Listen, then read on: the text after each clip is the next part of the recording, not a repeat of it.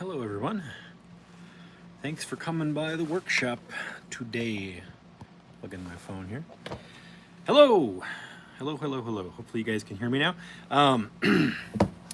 Let's continue this tiny art experiment thing. Eh? I say A because we have a box here. I actually got this a few weeks ago, but I haven't opened it yet. We got a box here from our good friend Pibox Models. Pibox Models. So he insisted on contributing to the tiny art experiment, and I told him, hey, if you can get it to me in a couple of weeks, we can do it. And he did. He modeled and 3D printed a couple of doors for us. And I wanted to incorporate at least one of his doors today. Maybe I'll do the other one later or off screen, depending on how much time I have. But Pibox Models made these for us for the tiny art experiment. So this is his contribution, and we'll open this together in a momento. Just a quick reminder for those of you, a little bit of a self-shear. Bob Dylan, what's up? A little bit of a self-shear, what am I trying to say? A little bit of a self-shill. If you want, you can order one of these lovely custom-made boxes here that I had made with a little thank you for me and a Made in America handmade. Therefore, these lovely bases that I've been advertising on my channel. These are the Superhero Smash bases made of cast hard plastic that I hand paint every single one of them. You can see it's a little washed out on the camera, but there is differences in color here. There's brown undertones under the street. You can buy these in my Etsy shop. That's etsy.com/shop/OilersWorkshop. And the discount code for $10 off is OWYT Custom Base. If you're interested in one of these, that code is valid through the end of the year. So I have, let me show you guys, I have a whole stack of these I finished. And 6 of them are going out tomorrow. Let me just show you. Boom, there's a whole stack of these that I finished. These are all painted and sealed, and now I just need to line the bottoms with felt and package them up. So that is something that I will be doing after we're done with the stream. Thank you, I appreciate that. Monty, thanks for being here. We have any of our channel members here yet? I just wanted to say hey if they're here. White Vegeta, what's up? Thank you for being here, sir. Yeah, so those are ready to go, and I'm making those actively. But we're here to finish the tiny art experiment, and just gonna keep that rolling. I feel like there's something else I was gonna say before we started, but I can't remember what it is, so I'll figure it out when I get going, I guess. Yeah, I guess that's it. I'm wearing my beanie because it is absolutely freezing. There it is. There's my lovely beanie here. And you're here in northern Nevada. It's like we get a switch. White Vegeta, I got my Smash. Love it. Yes, White Vegeta ordered one from me. Thank you. I'm glad you love it. Thank you for the good review. I really appreciate that. It really means a lot because I would like to do more of these. By the way, I mentioned this on the stream I was on yesterday. I was on 6 Scale Mafia's stream with El Profesoro and hello, I'm blanking out on who else was. Oh, and Metamorphic Customs, as well as Denobi 2 showed up and made an appearance as well.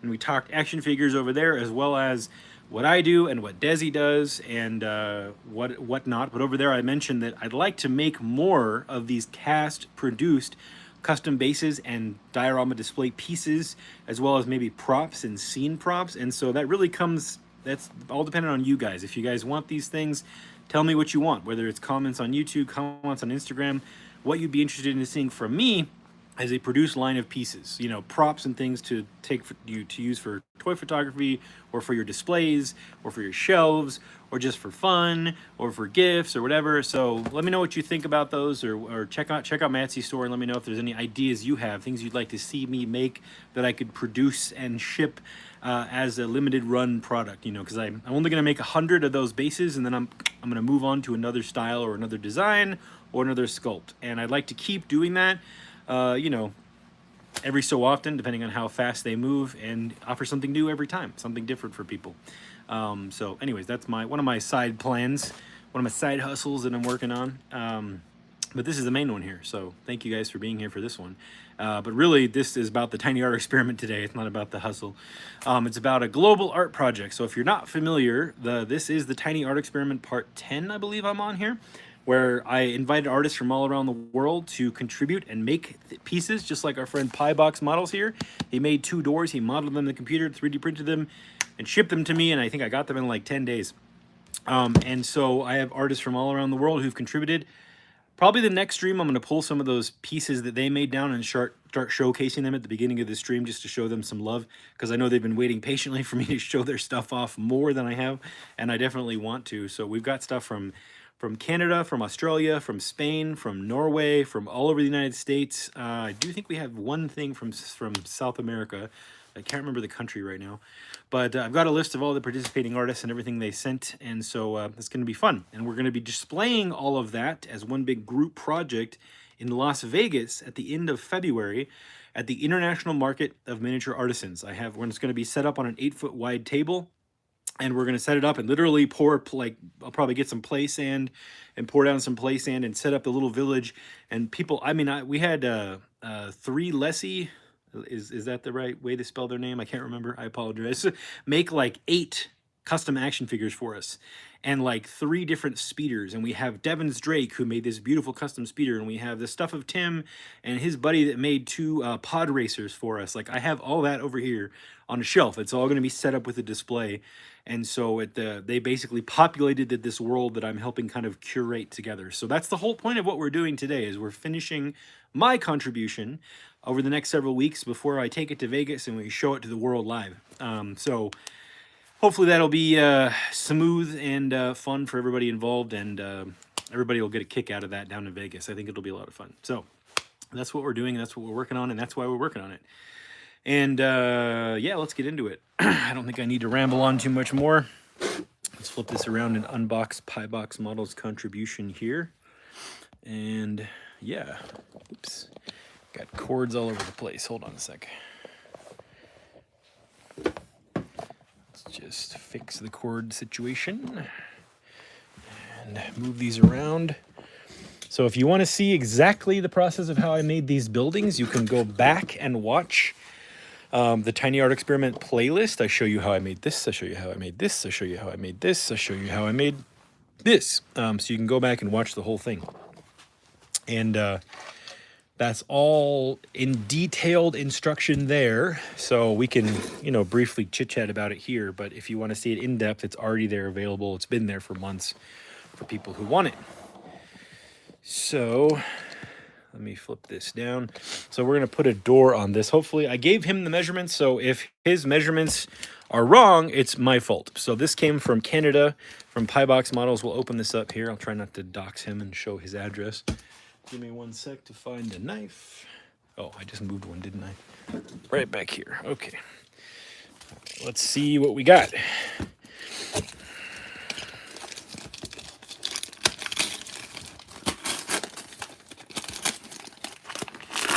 Oh, the old coat hooks box.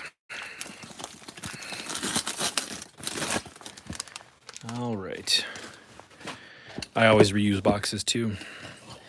Saving the planet one reused diorama shipping box at a time. All right, let's see what we've got. Lovely. Ooh, I got a sticker. Symbol for pie. Pie box. Love it. Oh, that flick didn't flick very well, did it? Okay. I will save this in my drawer. I have a drawer of stickers. I'm afraid to stick them. I've got that paranoia about stickers where, like, as soon as I stick it, I'm going to feel like I stuck it in the wrong place. So I just throw them in a drawer for a rainy day. And is that it? That's it. And any super chats or donations or anything that come on any of these videos, whether the live streams or the playlist or the pre-recorded videos, any of those donations will go to transporting this diorama to the photographers or around, or helping me get it to Vegas, or getting a photographer to it if I have to fly one out. That's all been part of the plan from the beginning. And so that's all going to go to making sure essentially this project is maintained on the path that I set it on a couple years ago. Well, a year and a half ago. So we got door 1 and door 2. We'll open door 1 first. Oops. I see. Okay. Star Marvel. What's up, man? All right. Hello, High School Creations. Guys, high school is finishing up like the biggest diorama like ever. I think he calls it the Epic City Diorama, and he just premiered some awesome reels. Go check out Mike's High School Creations channel when you're done here tonight. He's showing off some pretty amazing projects that he's been working on, and he's doing the whole giant thing. Like all of us eventually give in to that desire to make something giant, and he did as well some time ago, and it's turning out awesome. So check it out. What's up, New Future? Thanks for being here. All right, so here's door one. This was one Pybox Models made for us, so you can see. I don't know if he primed it. I think he said he primed it. Yeah, he primed it for us. Okay, nice, nice, nice. So we can still see the resolution lines, but I think that will actually add to the character of the piece. So I'm not sure. I might sand it a little bit just to get like these little sort of printing burrs off of there. But got this nice sort of ribbed look going on here. And if you guys don't know, I did show it in an earlier unboxing, but I haven't shown it yet. High School Creations and Terrafoamer, if you're not familiar with Terrafoamer on Instagram, are two of the best modelers in the sort of diorama toyography, toy photography world. And they collaborated on their piece for this tiny art experiment. And I'm going to paint that. I haven't painted it yet because I want to make sure I've finished the rest of the diorama the way that it's going to be before I do theirs. I didn't want to ruin their really awesome work, so I wanted to make sure, sort of save that for last until I had all the sort of information I needed of how I want to paint that so it matches the rest. So I didn't like do that first and then do the rest different. You know what I mean? So I'm saving that one. But High School Creations made these really, really beautiful Star Wars doors that are a totally different shape and design than the ones that Pybox has sent us. And his actually have lights, and they're incorporated into the set piece that Terrafoamer built. So that's going to be really incredible to incorporate. That's one of our 3 pieces that have lights in it. So yeah, that's going to be really fun to play with that when it's ready, which is probably one of the last streams I do for this towards the end of the year where I cover that, just because I'm probably going to end up doing that as one of the last major things that I do for the experiment. And here's the other door that Pybox did for us. That's awesome looking. Look at those. Beautiful. So I gave him these dimensions. So we'll find out if I gave him the right dimensions. I gave him the dimensions for this door, so I may have to sand this door a little bit just to incorporate it. So we'll see what happens here. Moment of truth. Hey, okay, it's a little tall, but I can fix that. It's a hair tall. Do I want to cut the door or the diorama? Probably want to. Actually, I can probably coax this higher into the diorama if I just kind of carve out a little bit there. I was pretty close. Close but no cigar. All right. Maybe I will just coax that into the diorama gently. That looks nice. Man, that's a great looking door. Thank you, Pybox, for this beautiful door. And then this one I'll probably attach to one of the larger buildings I have over there. I have to create a little shroud for it because I covered up all the door holes before well, except this one before he sent these. So I'm going to make another door somewhere. So we'll figure this one out later. But this, we'll have to figure out how to incorporate. So this is sculpted in the computer by Pybox and then 3D printed, primed, and sent. So let's start with, I'm just going to, where's my pencil? Where'd you go, pencil? There you are. So I'm just going to make some little marks where I want to scrape this out up here. And we're just going to kind of eyeball it because I think that's the best way to do it. At least in this case. All right. And let me just see if this knife will do what I want or if I need to get something more robust. Actually, I should do this.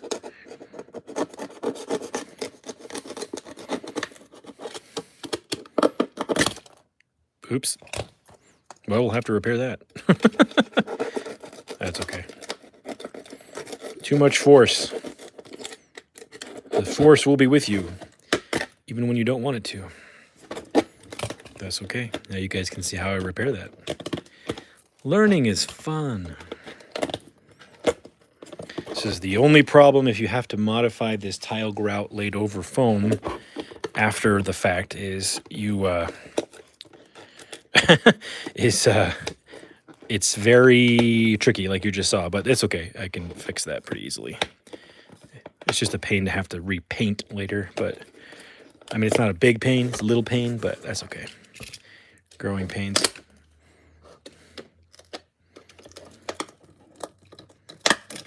Be careful with your knives. I put a I put a new emoji in the chat for everybody, for the channel, well, for everybody, for the channel members, thank you.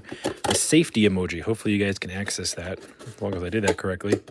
So safety first, guys, especially when using a knife.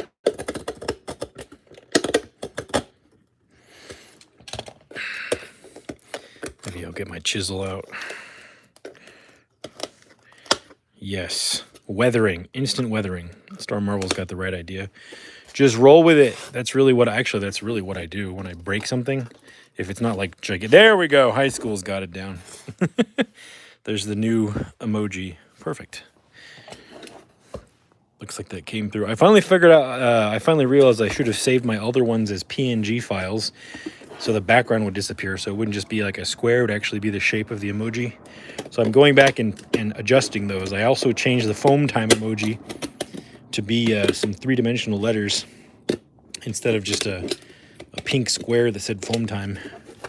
So I'm trying to improve those for the user experience. Come on. There we go. All right, let me see how this is going. Okay, yeah, there we go. So that's what I was trying to do, is get this level with the bottom. Yay, there we go. There's our three-dimensional foam time letters. Okay, that's perfect. Do I want it to be? No, it needs to be level, so we'll go like that. Perfect, and then I'll just glue this back in place and then repair it with some stuff. Okay, that'll work. Momento. Let me just add to my mess on the floor and then get some glue.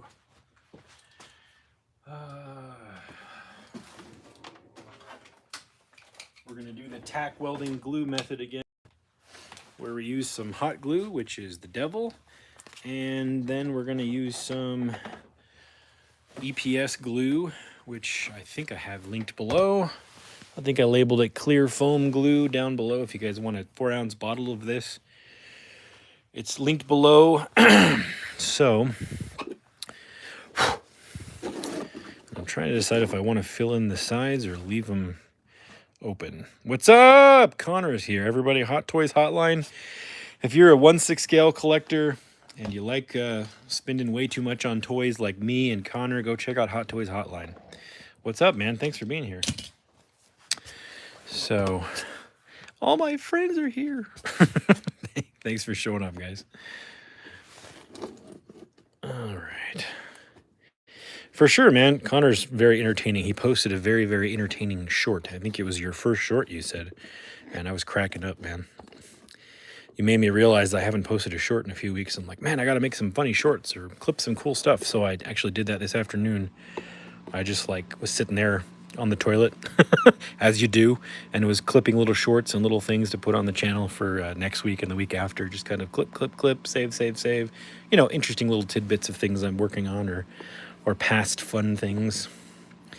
It's hard. It's funny because, like, as the person making the videos, it's very easy to way overthink it and think this isn't going to be entertaining to anybody. But then, like, the stuff that I think is the least entertaining, that's what people seem to watch the most. And it's like, okay, well, I guess maybe it's not entertaining to me because, like, I know how to do it, you know, or I did it. But, like, to somebody else, it's like, oh, that's cool. So it's just like I've learned to try to shut my brain off, like not my brain off, but shut my overthinking off because I realize. Just put the stuff out, and the people, if they like it, they'll like it, you know? And, yeah. Hot Toys Hotline, my first short that I actually got really creative with. You are the short master. I am but a learner. I found it funny, I guess. I laugh at my own jokes. That's okay. I do, too. And I realize my jokes, Connor, I laugh at my own jokes more than other people do, and that's okay. That's okay. As long as you're having fun. That's all that matters. Let's see who else is here that I missed. Got some new folks tonight. Magic School Truck, that's a great name, man. Thanks for being back.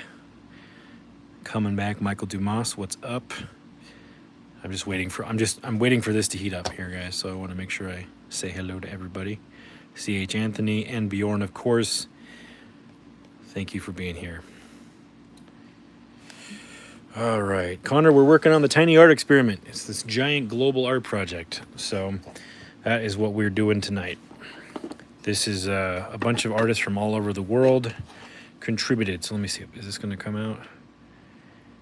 Yep, it's starting to. Okay, so we're going to do the tack welding method, which is, that's just what I call it, where I spread the main glue that I want to hold this on, and then I use hot glue to tack it in place so this glue can dry without it falling. Nice. Well, you get to listen to me. You guys get to listen to me ramble on about whatever rambling random subject that we come up with. That's usually what I do. I was talking to somebody the other night, and they said they watched my entire live stream on making my live streams on making the Gambit Danger Room diorama. And I apologized to them because it's like 22 hours. And I was like, wow, you watched all that? And they're like, yeah, it was great. And I'm like, I don't know how you found the time. I don't even know how I found the time to make it, but I did. Commander Gree, thanks for being here. But I was like, wow, I get, that's what I mean. Like, just make the stuff and do the thing, and the people that like your stuff, they'll stick around and they'll be awesome, and it'll just, you know, you'll all have fun together, and that's how it will go. Don't worry about it. Just do your thing. That's what I keep learning on this internet thing. Just be yourself and stuff will happen. That's the best advice I think I give anybody with my now, I think 8 years on Instagram and 2 years on YouTube. Just be yourself, and the people that want to be there will find you, and they'll stick around. It's the best advice I think I could share with anybody that I've learned so far.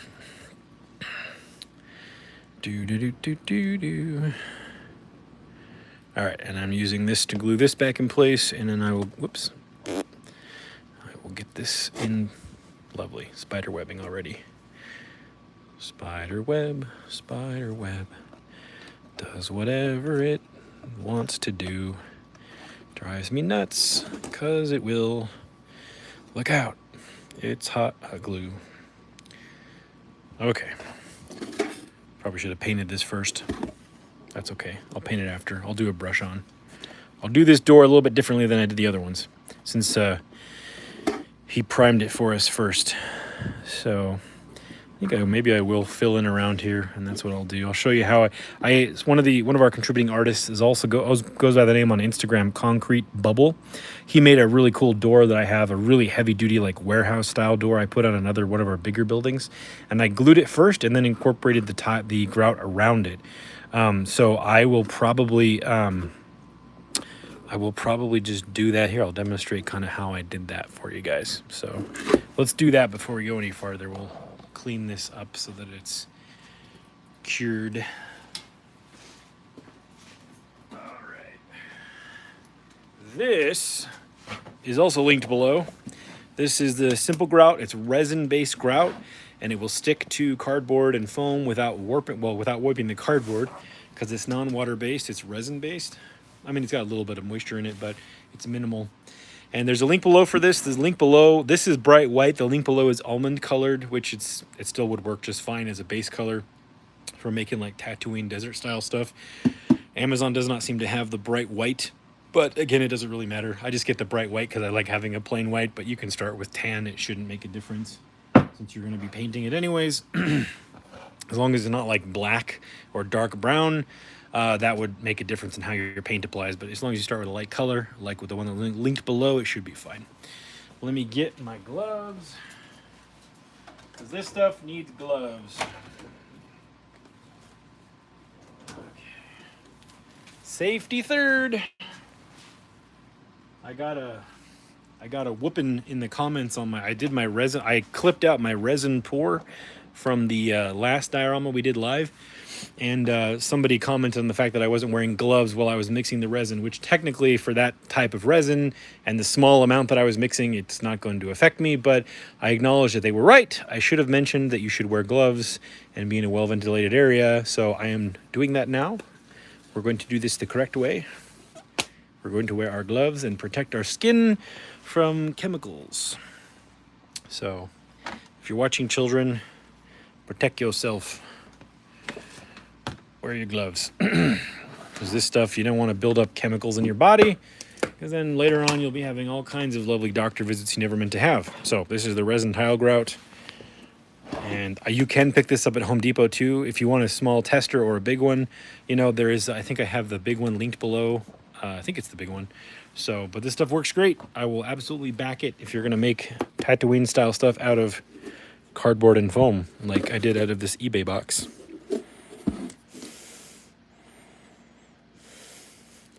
All right. Here is, stuff is fun to play with. All right. Just going to get a little bit of this, and I'm going to start, whoops, I already have a spot I need to touch up. Okay, so I'm going to start with where I cracked this, and really you just, if you put a glove on, you can spread this with your finger. You can use a brush as well. People have already seen me do this, I think once in each video, the last 2 videos, but, you know, when you're in show business, YouTube show business, repetition is key. So, just going to spread some of this into these cracks. And actually, this needs to be repaired anyways. A little chunk missing right there. So, and then we're going to carefully spread this into this joint, and then I will use a brush to clean off what we get on the door. I do want a little bleed over onto the door, actually. It'll make it look authentic and like embedded into the building. So a little bit's okay. I don't want to go too crazy with it. But this stuff is water soluble too, so as you lay it on, you can come back with a wet brush or a sponge or a spray bottle or whatever you want to use to refine the texture or the overlay or the shape or whatever, which you can see me demonstrating in the previous videos in the Tiny Art Experiment playlist more prolifically and more correctly. Well, not correctly, this is correct, but more controlled, I guess. Not so much a random smearing of the stuff. This stuff will probably take, I wouldn't recommend painting this or anything for at least 24 hours. And if it's colder, maybe wait a day and a half, like 36 hours before you try to paint this. So I probably shouldn't attempt to paint this until Tuesday. It's Sunday now. So yeah. Come on. Almost there.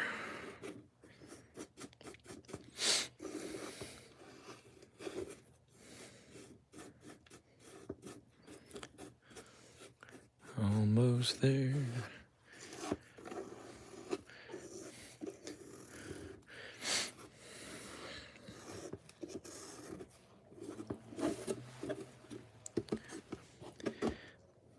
All right, I'm actually going to go under here and fill this in a little bit just so that it doesn't crack out.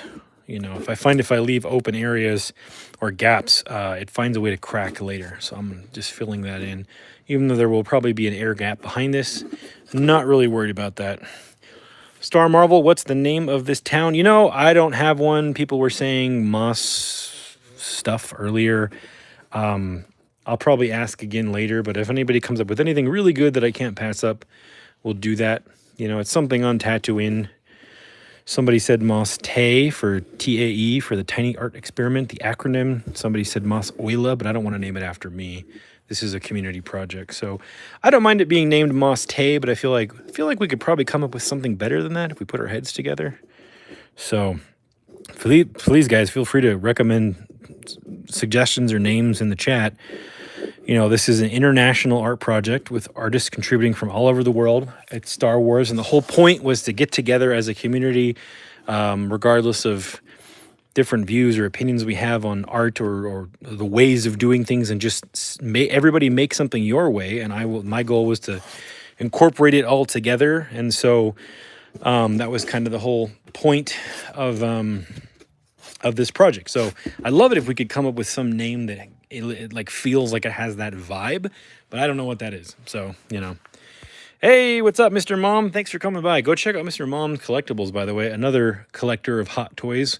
He's got the best hot toys reviewer in the world on his channel, and I won't spoil it. You go check out the reviewer. The reviewer gets straight to the point, doesn't discuss unnecessary details, and is always in awe. So go check out Mr. Mom Collectibles. Moss NATO? Why NATO? Because it's like a global organization? Is that why? Not Amos? Moss? What? I'm confused, Star Marvel. Okay, let me grab my brush and some water and a paper towel. And we will... Actually, I need some clean water. I'm going to go to my sink. I'll be right back. Don't go anywhere.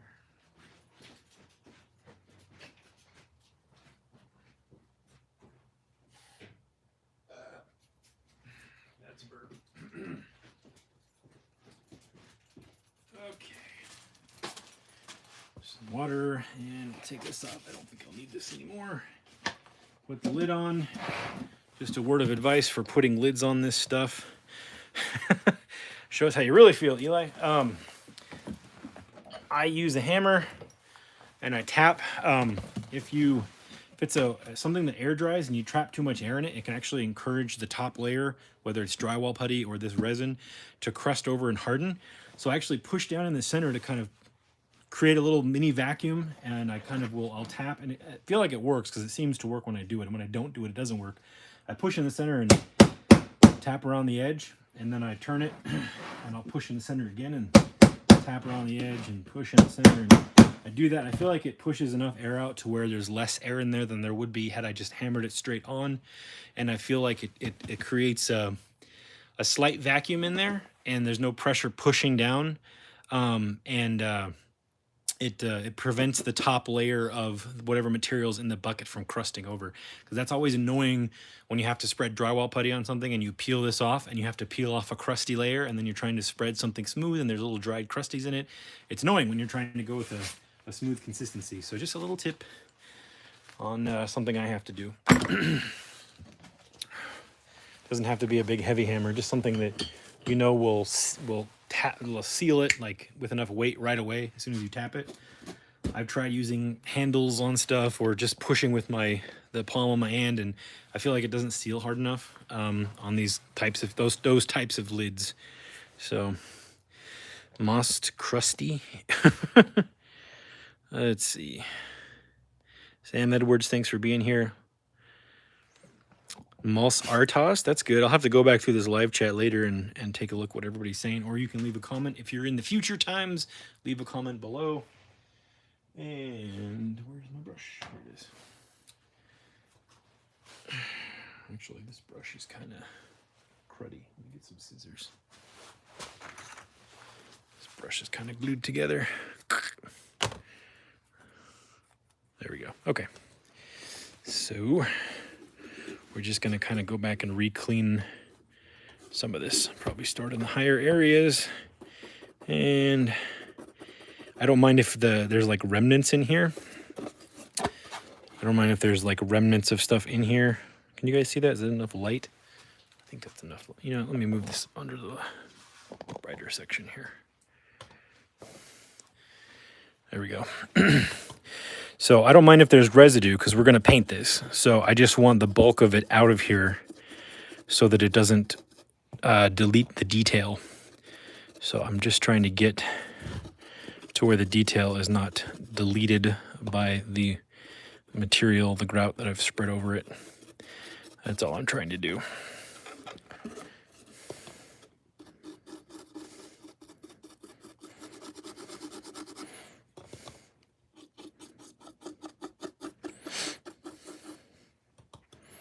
$27 people in here and 20 likes. You guys are amazing. Thank you so much. I appreciate that. Let people know what's up, what I'm doing, what's going on, yada, yada, yada. Okay. And I'll come back and dry this off here in a minute. Make sure that my paper towel is under here. But you see how this is all water soluble, so you could kind of see that. I just removed some of this to create a harder edge here. So you can you're going to ruin your brush, just so you know. So use a brush you're not like attached to, something you don't mind throwing out. But you can use a brush to refine this. I did some of these buildings kind of in a hurry, so some of the texture is probably a little denser than it needed to be. But once I paint and finish them, I think it'll look nice. So, but you could take your time a lot more than I did on a couple of these buildings and really make them crazy incredible if you wanted to. There we go. So see, there's like residue in there. I'm fine with that. I'm not going to worry about that. That's minimal. It's just where it's thicker. I don't want it to be there. And like this, I can even use the other side of my paintbrush to scrape it out. Nope, that's good. That's fine. And some of this where it's like right here. Ooh, my tummy's rumbling.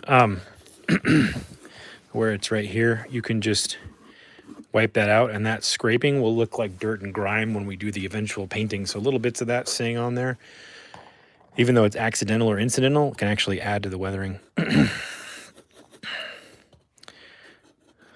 So sort of accidental weathering. It's amazing how often that happens, and it actually works to your advantage, depending on what you're working on. You know, sort of. It's very. I always say it's sort of the Bob Ross technique. You know, it's like you just work with what happens. You know, you make decisions, and whatever happened, you just roll with it. You don't try to undo it. You just make whatever you did work. And if you roll with that without fighting it, obviously depending on what you did, if you stepped on this and crushed it, you can't really roll with that unless you're making a building that looks like it was shot by a Star Destroyer. But, if you did a little thing where you like scraped a thing here, or you poked a hole there, put a detail there, or make it look like a blaster shot went through there, or, and that's how you get your sort of incidental, realistic looking weathering. A lot of times I do that, and that's how my pieces end up looking sort of slightly more to the real side, because it's actually real weathering and real mistakes I made.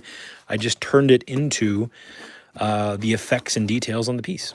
So, and I've kind of learned to roll with that sort of incidental stuff when I'm doing things that especially things that have an organic shape, like earth or grass or plants, or like the outside of these buildings, stuff like that. It's really worked to my advantage, and I find that it helps me be low stress when I'm trying to recreate something perfectly and flawlessly. If it's an organic shape, that is very difficult to do, and it takes a lot of time. And so you kind of de-stress your mind when you just accept the mindset that something may not go the way you think, and if you're open to the adjustment, it'll probably turn out better than you even thought the original design would. And this is an example. So all this stuff over here, I'm not worried about. It's just going to look like weathering if any of it comes through our paint. And then if there's like over here, if any of this is like raised up and it's like added texture off of the door, I'll go over, maybe dry brush some orange onto it to look like it's rust that's crusted off the door. Like little things like that. That's a little technique I used to use on my dumpsters. So when I would get like little crusty parts from glue or whatever, I'd just turn it into rust and it would make it look real. I took a little bit too much off of right here. I'm going to refill that in. That's a little bit too deep there. So give me uno momento to just get a little bit more. And I'll probably just use my brush to do this one.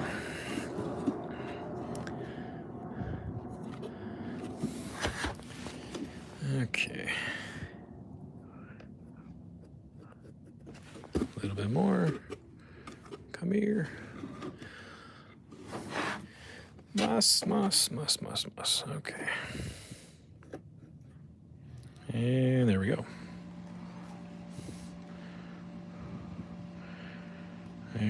There we go. Not bad at all.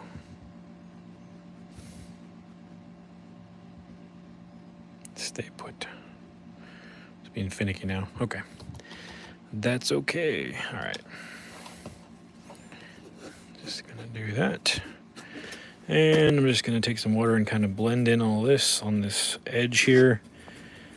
I'm gonna blend or roll over this little edge so that it doesn't like sharp stuff sticking up.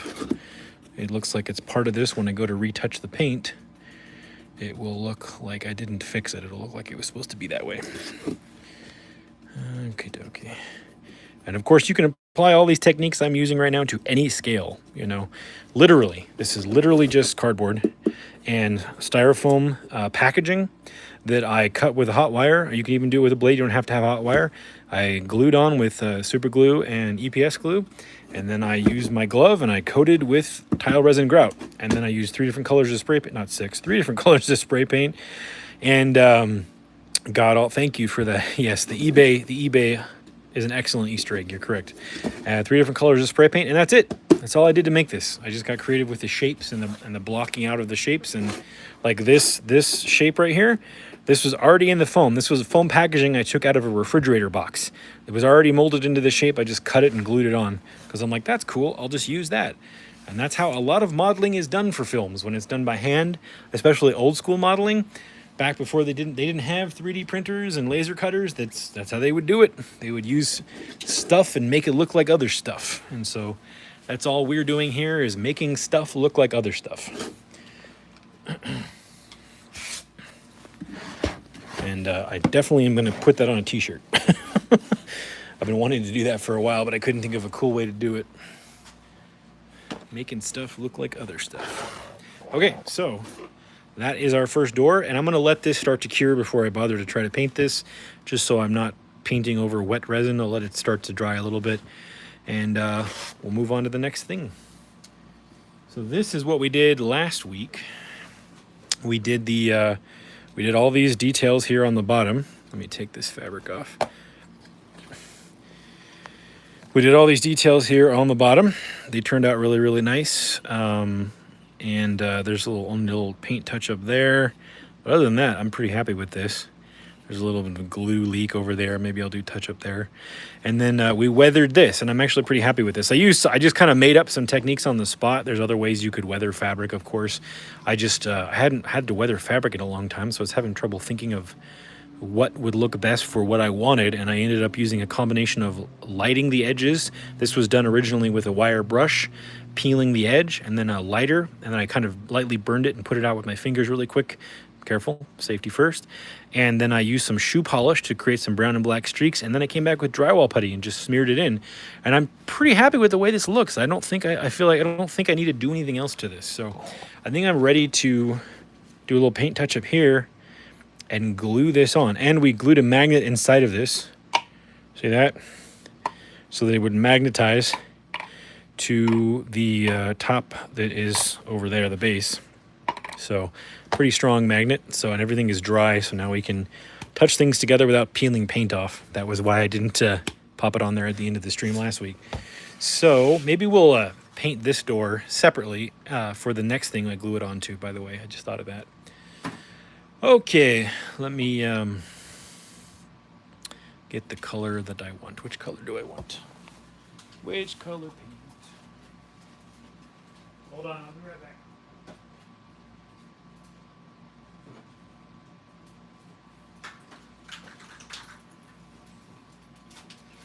Okay, these are the 3 colors that we use to paint these. Literally, all 3 of these buildings, and there's a whole shelf back there. That whole shelf is full of Star Wars buildings. All of them were done using the methods you've already seen me do just now. And just these 3 colors of paint so far. So we started with, I think, driftwood on the bottom. So let me do this. Driftwood was the bottom color where we added shadows and shading. We didn't cover the whole thing in this. We just, you can see this whole process in the Tiny Art Experiment playlist. It's one of my miniature set building videos. I show you the whole process with these cans, and I use certain techniques to get it to look more complex than just painting layers. So I did shadows with the driftwood, I did mid-tones with the French beige, and I did highlights with heirloom white. So that's the only paints, like this piece right here. I'll show you. This piece, that's it. It's these 3 colors. So, so you can see, it's kind of hard to see on camera. In person, it's much more obvious. But there's a darker tone here and a darker tone right here. That's this on the bottom. I painted weathering into these crevices and edges. Then I came back and I spread this mid-tone on, and then I came back and I just, from a vertical perspective, just facing down, right? Not sideways or up, but just facing down, I let the heirloom white fall onto it to look like the sun has been hitting it and bleaching all the upward facing edges of the piece so that the building looks sun bleached. So really, this is our main color. This created the shadows, and this created the highlights. And I show you how to do that with just spray paint. No airbrushing, none of that. We're gonna add weathering with like wet brushing like I already did in the first live stream I did for this like 4 weeks ago. but just to add more detail. But this is really all you need to do the base colors, and it looks just fine like this. As you can see, this is passable just the way it is. We're gonna do more because we can, but you don't have to. So I don't think I need to do any touch up on this building either. Yeah, so that one's good to go. So touch up on this one, and this is the one we repaired last week. Well, we didn't really repair it. We added these details and I filled in around it, so we can touch up this. We can do a little touch up while we're here, is what I'm getting at. I actually need to go grab something really quick that is up on a shelf. I will be right back. Here, you can look at my collectibles for about 2 minutes. I'll be right back, guys. Momento.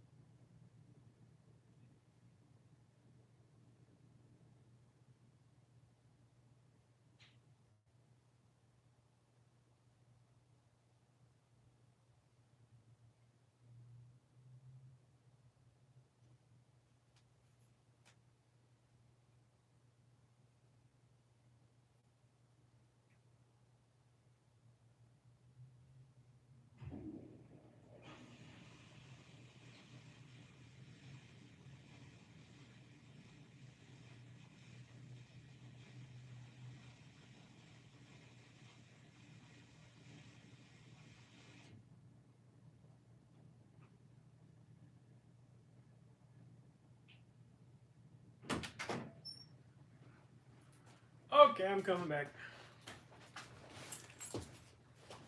Thanks for waiting, dudes. Okay. Sorry about that. Okay. Okay. And again, you have to pick a brush you want to ruin when you do this touch-up method with spray paint. You don't have to use spray paint to do it, but I prefer to because... Oops, let me find a brush here. Refer to because it's the correct color, you know. You could switch to acrylic paints, but just find a brush here that you're fine with destroying. Because you're about to ruin it with non-water soluble paints. And they're not oil-based or any of that stuff. So,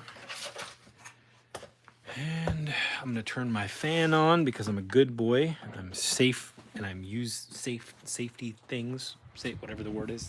Safe. And I need a piece of scrap cardboard, wherever that is.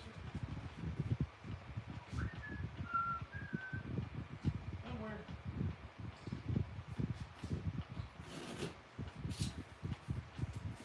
All right. The fan's on because I'm about to spray paint on a piece of cardboard, and thank you, Hot Toys Hotline, for your patience. I appreciate that. I'm about to spray paint onto a piece of cardboard, and I need the fan on so it doesn't like linger and I don't breathe it in. And maybe I'll put my mask on because I kind of forget to. So you put the rest here. I'll do it on so you guys can prove that I did it.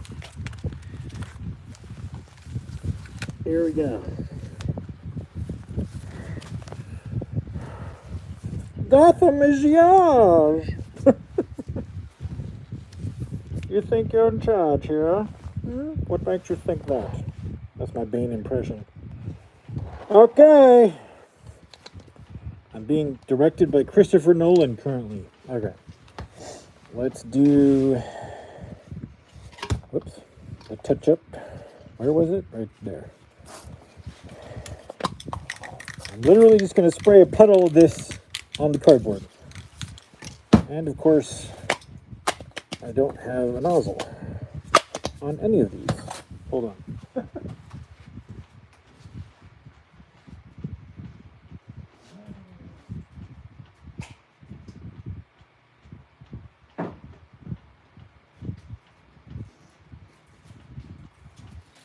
Okay, here's a nozzle. I needed a nozzle. Alright, I'm literally just going to spray some spray paint on this heirloom white. Just like that. And then I'm going to touch this up without messing up other things. Actually, I might need to start with the medium tone color. Looks a little bit too light. Yep, let me start with the mid-tone.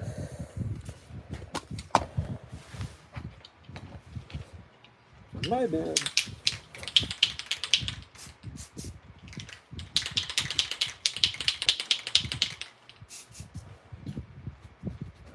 Okay.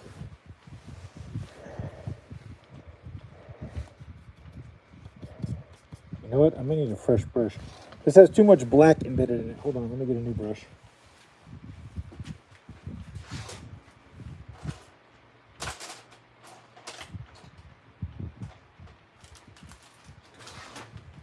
Alright, let's ruin a new brush.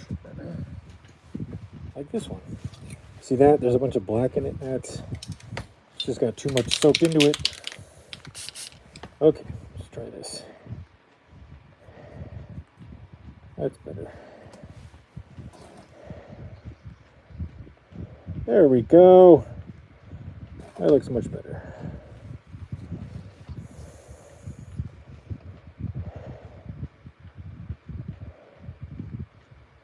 Hey, Concrete Bubbles here. Regarding naming the desert town, Rogue One director Gareth Edwards came up with the planet name Scarif from a visit to Starbucks. Written on his cup was his name. They heard him say it's Scarif when what he said was it's Gareth. Excellent. So you're saying I should go to Starbucks and intentionally say my name too fast and see what they come up with? You're right, that's how a lot of Star Wars names have come about. Just weird combinations of things. Concrete Bubble is one of our contributing artists that I mentioned earlier, guys. I'll show you one of his contributions here before I go too far here. That's good enough for me.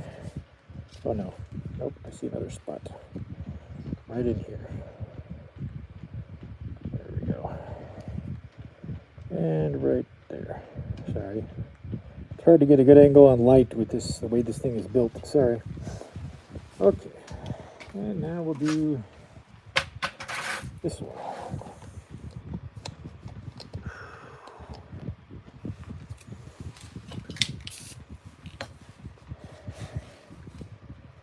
Ultra zoom. Ultra close up.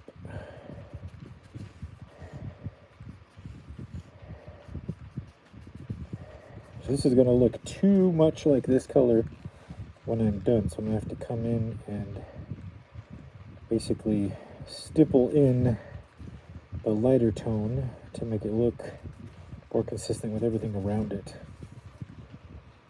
You'll see what I mean here in a minute. Even though it is looking pretty good the way it is.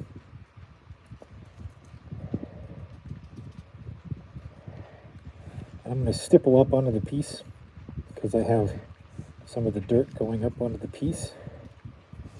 Okay, let me turn this.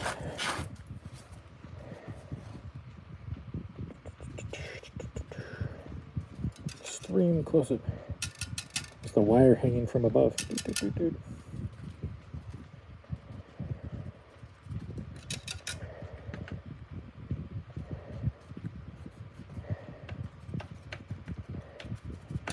And you can brush it on if it's like a totally white area. But once you get to where the area crosses into the existing piece, going in with the dabbing, the stippling method, probably going to be better for you, because it will naturally want to kind of blend, kind of like if you've ever used Photoshop, the blend tool, or where you use the brush that has a faded edge. You're kind of doing that in real life with a brush, which is kind of how, what's his face, John Knoll, the guy who invented Photoshop, that's kind of the stuff that him and the people that worked on it had in mind when they were making it, was real world physical paintbrushing techniques is what's incorporated into Photoshop. So the concepts at least, and then they're applied digitally. So I'm just going to do a little bit of dirt on top here, just to kind of make it look dirty. And I'm going to wipe it off with my finger, because it's an excellent tool for weathering, if you didn't know that. Just going to do this, make it look like part of the environment. There we go. See, that looks pretty good with just that, but you can tell there's a spot here. So we'll come back with the heirloom white in a second and touch it up. I'm going to come in here and just stipple around this. Do a little bit of this touch up here. There we go. I think there was, yep, there's this spot here. We'll do this one really quick.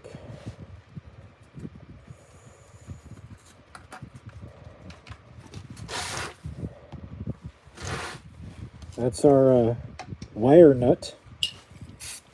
Thank you, White Vegeta, who corrected me on that. That's a wire nut. This is a bali bead that I cast in plastic. You can get those bali beads from the dollar store. Duffman Dioramas, what's up? Duffman Dioramas has been making some incredible dioramas on his channel. On his Instagram, he's been sharing. At least that's where I've seen him. Go check out Duffman. Making some cool stuff too. Everybody's making some cool stuff.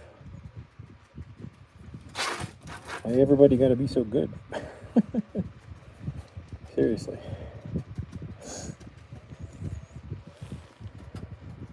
Okay. And we'll do some little bit of dusting on top here. Oh, okay. Duffman's making some movie sets. Awesome. There we go. Just doing a little bit of dry brushing technique to get some weathering on the wire nut. Looks pretty good. Yep. Sorry if that scraping is loud. Sorry, guys. Okay. Let's switch to the heirloom white and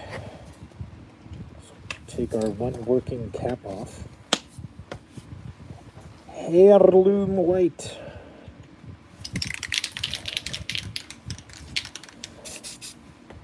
And, oops, let's see a little piece here. Oh, nice. Star Marvel's making a sweet black and white piece.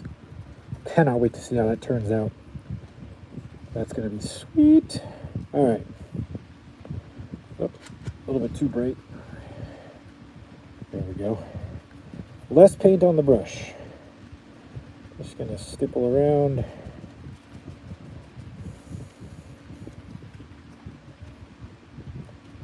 Just kind of randomly, just going to get some paint on the brush. And I'm going to wipe it off just because I don't want too much on there, because then it will spread too much. And it will be too obvious. There we go. This will start to dry too and look a little bit less bright. It'll look dull in a minute. Okay. Down here too a little bit. And then right in here. This doesn't need much. This looks pretty good. Pretty happy with that.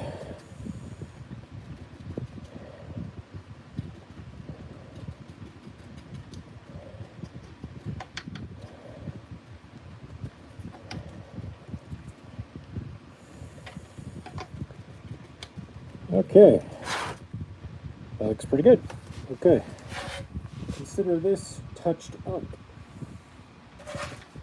And this one, I think I'm fine with the way this is. We'll leave that one alone. Let's see how this is doing. Oh, this is actually pretty dry. We might be able to. Nah, we'll wait on that. I don't want to get ahead of myself. That's when you start making mistakes. Okay. I wore my bed mask the whole time, okay? So no complaints from the comment section. Woo! There we go. It's hot in there with a mustache. Okay, what do we want to do now? This we'll set aside. And so this was the top that we put we have a magnet in here. Let me back the camera up here so you guys can see what this thing looks like. All ready to go. So there is the top. Whoops, hello. Don't want that. Don't do that to me. Come on, stand. Sorry, my tripod is not cooperating. There we go. Okay, so this was our magnetic piece. So I don't know if you can see that, but it's pulling my hand down. It's a very strong magnet. So that magnet is helping this stay in place and not fall over. So there we go. So there it is without the canopy. So I guess we could glue the canopy on. That's the next thing we could do. Oh, I see a spot I forgot to touch up down here. I see a spot on the steps I forgot about. Let me do that really quick.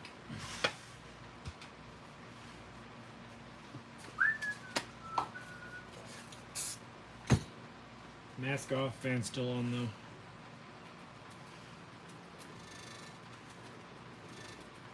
can hear the wires vibrating. Switch back to the French beige.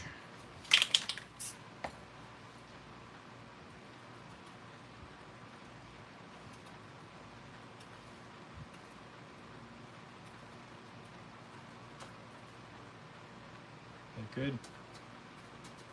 There we go. See how easy that was? Good to go. All right, that's done. Now, I want to dress our thing. So let me turn my head back and think of right now. Dress it up, cover it up, cloth it up, something like that. Okay. There it is with the fabric on it, and I'm trying to decide. Probably want to use a pretty strong glue on that. So let me look at my glues really quick. Hold on, let me take you over to the glue area. Troy, that's okay. I'm late to just about everything because I have ADD. That's my excuse. I'm just gonna blame it on the ADD. All right, this is my glue drawer. Well, one of my glue drawers. I have other glues all over the place, but this is my main glue drawer. Do I want to use super glue? Maybe. Or do I want to use wood glue? Maybe I'll try wood glue. I'm going to try wood glue just because I'm curious how well it will stick to the fabric. Exactly, White Vegeta, not to scale. All right, I want to try wood glue because I'm gluing to wood. I've actually never used wood glue on fabric, so we will find out together.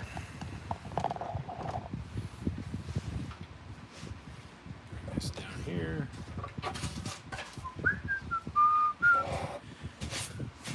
White Vegeta, thank you for using those emojis.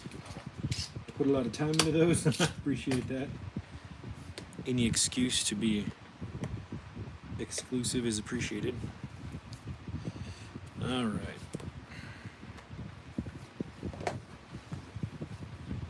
So I'm gonna go ahead and just try this type on wood glue. I feel like this will probably do just fine. I want it to embed itself into the fibers of the fabric a little bit, so. Okay. Come on.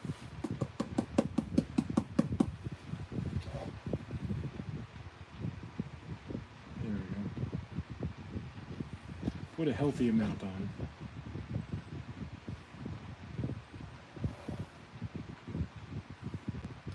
It will also cure in a color that's sort of a brown orange, which should match the poles and the fabric. Clear glue would obviously dry clear, but I think that I tried the clear glue last time. It actually didn't seem to be strong enough with this type of fabric. So other fabrics I think would be fine, but this fabric is so thin that it didn't really want to grip very well. So I might grab some other clamps here.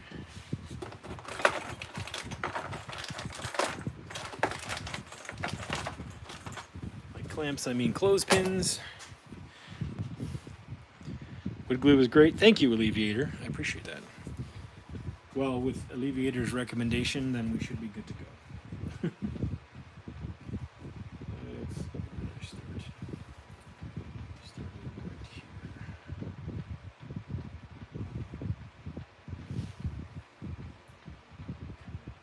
This around. Stay there. Stay there. Okay. This needs to go here.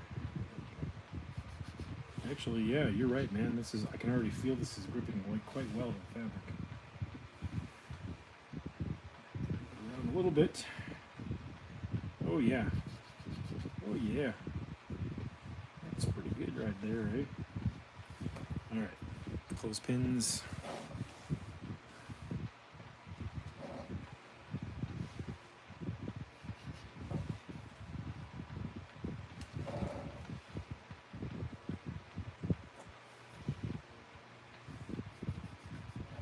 Yeah, okay. Wood glue was the right choice. I can already feel it. It's already doing a good job. Maybe I'll go back over the... And super glue will change the color of the fabric.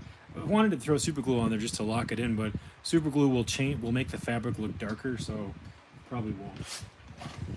At least with this fabric, I know it will. There we go. Okay. And I do want it to be inconsistent, like this is farther down than over here. And that's on purpose, in case anybody's wondering. I don't want it to be flawless. I want it to look sort of Raggedy Andy. Okay. All right. What's up, fishnet? All right, that looks pretty good. So I'm going to set this aside. And just put that on top of there. I'm gonna go set this aside and grab maybe another building.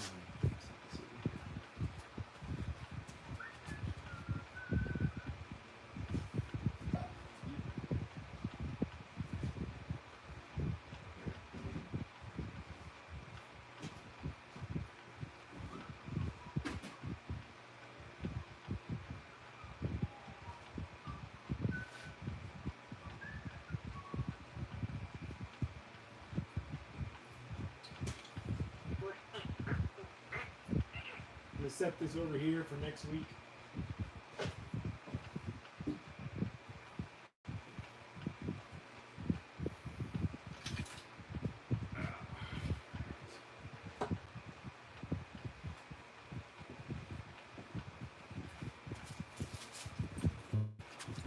Okay.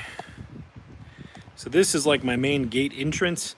This is these two pieces were made by White Wolf Dioramas, and I think I showed this on the stream before, but these actually light up. See if I can show you guys really quick. Turn the lights off and show you.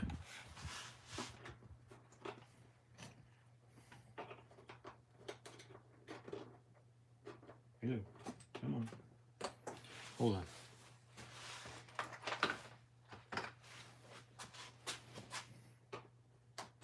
There we go.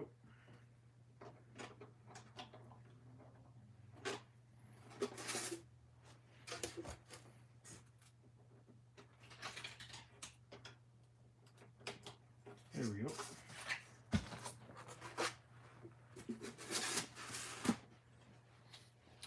There is our wonderful light up pieces that White Wolf made us. And looks like the batteries might be dying on this side, but that's okay. We'll switch them out later.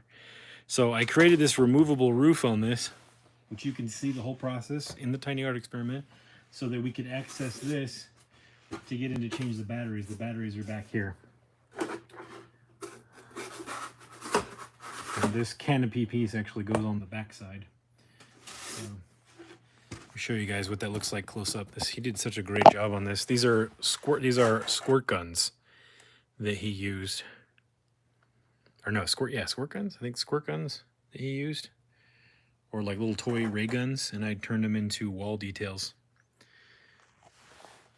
This is exactly the whole point of the collaboration, is to make something like this, you know. He made something, I made something, and then we put them together and we got something totally different. Totally different than either of us intended for them to be used for. Let me turn this light off. Come on. Oops. There we go. Okay. Pew. Light back on. So this canopy, which I need to weather, goes back here. And I made it so that it could be removed. There's a little hole right here. And you can just do this. Just plop it in there, and there you go. And so you've got this little canopy where people can, you know, tra-la-la-la-la and hang out. And this is just made from twine and glue and wire, and it's meant to look sort of raggedy. So I was thinking we could do some details on these, maybe on this one. Figure out if I want to add any detail to this building aside from what it already has. So move my paints.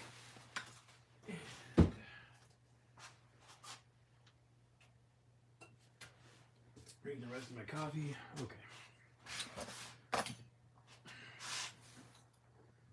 So, some of our remaining details, and see what I want to try to use here, if anything at all. I can get other details made, I just am trying to use the ones I've already made here. So, go there. Maybe do some kind of little piping arrangement over here.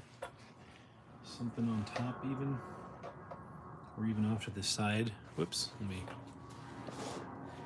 got the camera really close today. Let me see if I can, I was thinking of putting this over here, like that. Maybe. A couple pieces at an angle, or maybe out the side over here. That'd be kind of cool. But I kind of like the way that looks. Little piping details right there. Maybe I could do that right there, or something. Yeah, okay, I like that. I think I'm gonna go with that. And all we were simply doing was pushing into the material and then cutting out the shape that we needed. Water there, okay. This one or this way? Okay. I'm just gonna sketch roughly where I want this to go.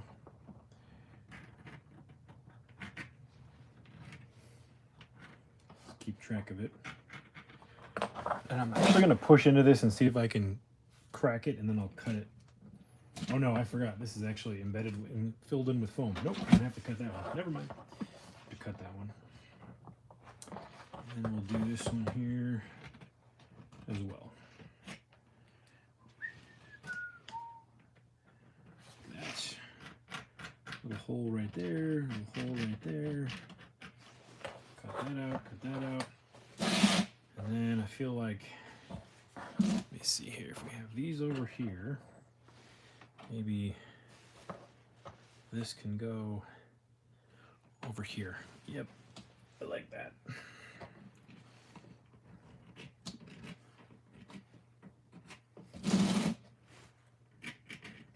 Okay. I might actually use my drill for these, some of my hole cutting bits, just because this is, I filled this with expanding hard foam to fill in the gap in between the two walls to create this really thick wall, and it's quite hard. So let me grab my hole cutting stuff here. Hold on one sec.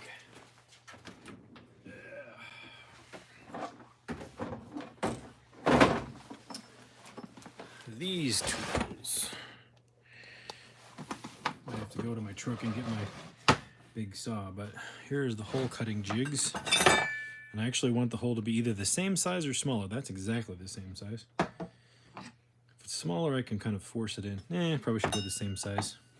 I'll touch it up later. Yeah, that's the exact same size. So I'm gonna need this one. And this one looks like that's the right size. Yep, gonna need this one and this one. And then this one. Yep. And the bits. So you could do this with an X-Acto knife. It would be actually more dangerous though, so I'm gonna go with my hole drilling bits because it will be safer. You could grab an X-Acto knife and a file, or you know, you could even use a jigsaw and drop in the jigsaw blade. I have a jigsaw, but because these are not bigger holes, they're smaller holes, I'm just gonna use my hole cutting bits. They're gonna be much, much safer. So what's up, Matt Logic 44? Thanks for coming by. So let me remind myself. I don't think I need the big bit for this. This goes on here. Nope. Maybe I do need the big bit for this. Yeah, I think I do. Yep, I do. Okay. This one needs the big bit. Like that. Okay. Let me get my large drill. Hold on, I'll be right back. Gotta get out of my truck.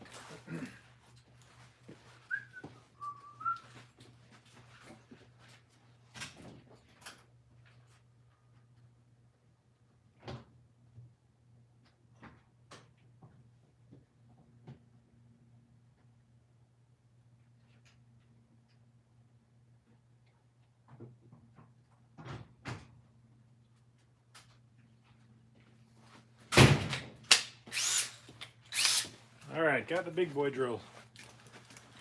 DeWalt 20 volt. All right. Steve, about that glue. Who? What? Who? What kind of styrofoam glue is that in the background? I'm so sick of using hot glue. Yes, you should be. Hot glue is the devil. You can get the Bob Smith Industries glue. It's linked below. It's called, I've got it, says clear foam glue. If you want to try it, see if you like it. There's a link below to Bob Smith Industries. It's a 4-ounce bottle through Amazon. But if you want to get a larger quantity, you can get, it's the same glue, it's just branded differently at Hotwire, HWFF, hotwirefoamfactory.com. But if you want a tester, there's a link below for my Amazon affiliate link. But if you'd rather just get a big old bottle like this, you can go to hwff.com. This is the best glue for foam. It's just EPS glue. The Bob Smith Industries below is the same exact glue. It's just this one has a different sticker on it, that's all. But it's amazing. Ever since I could discover that glue, I have not turned back, and I use it for a ton of stuff. Forget white glue, forget hot glue. I only use hot glue to tack stuff. I don't use it as permanent glue because it don't work. All right. Okay.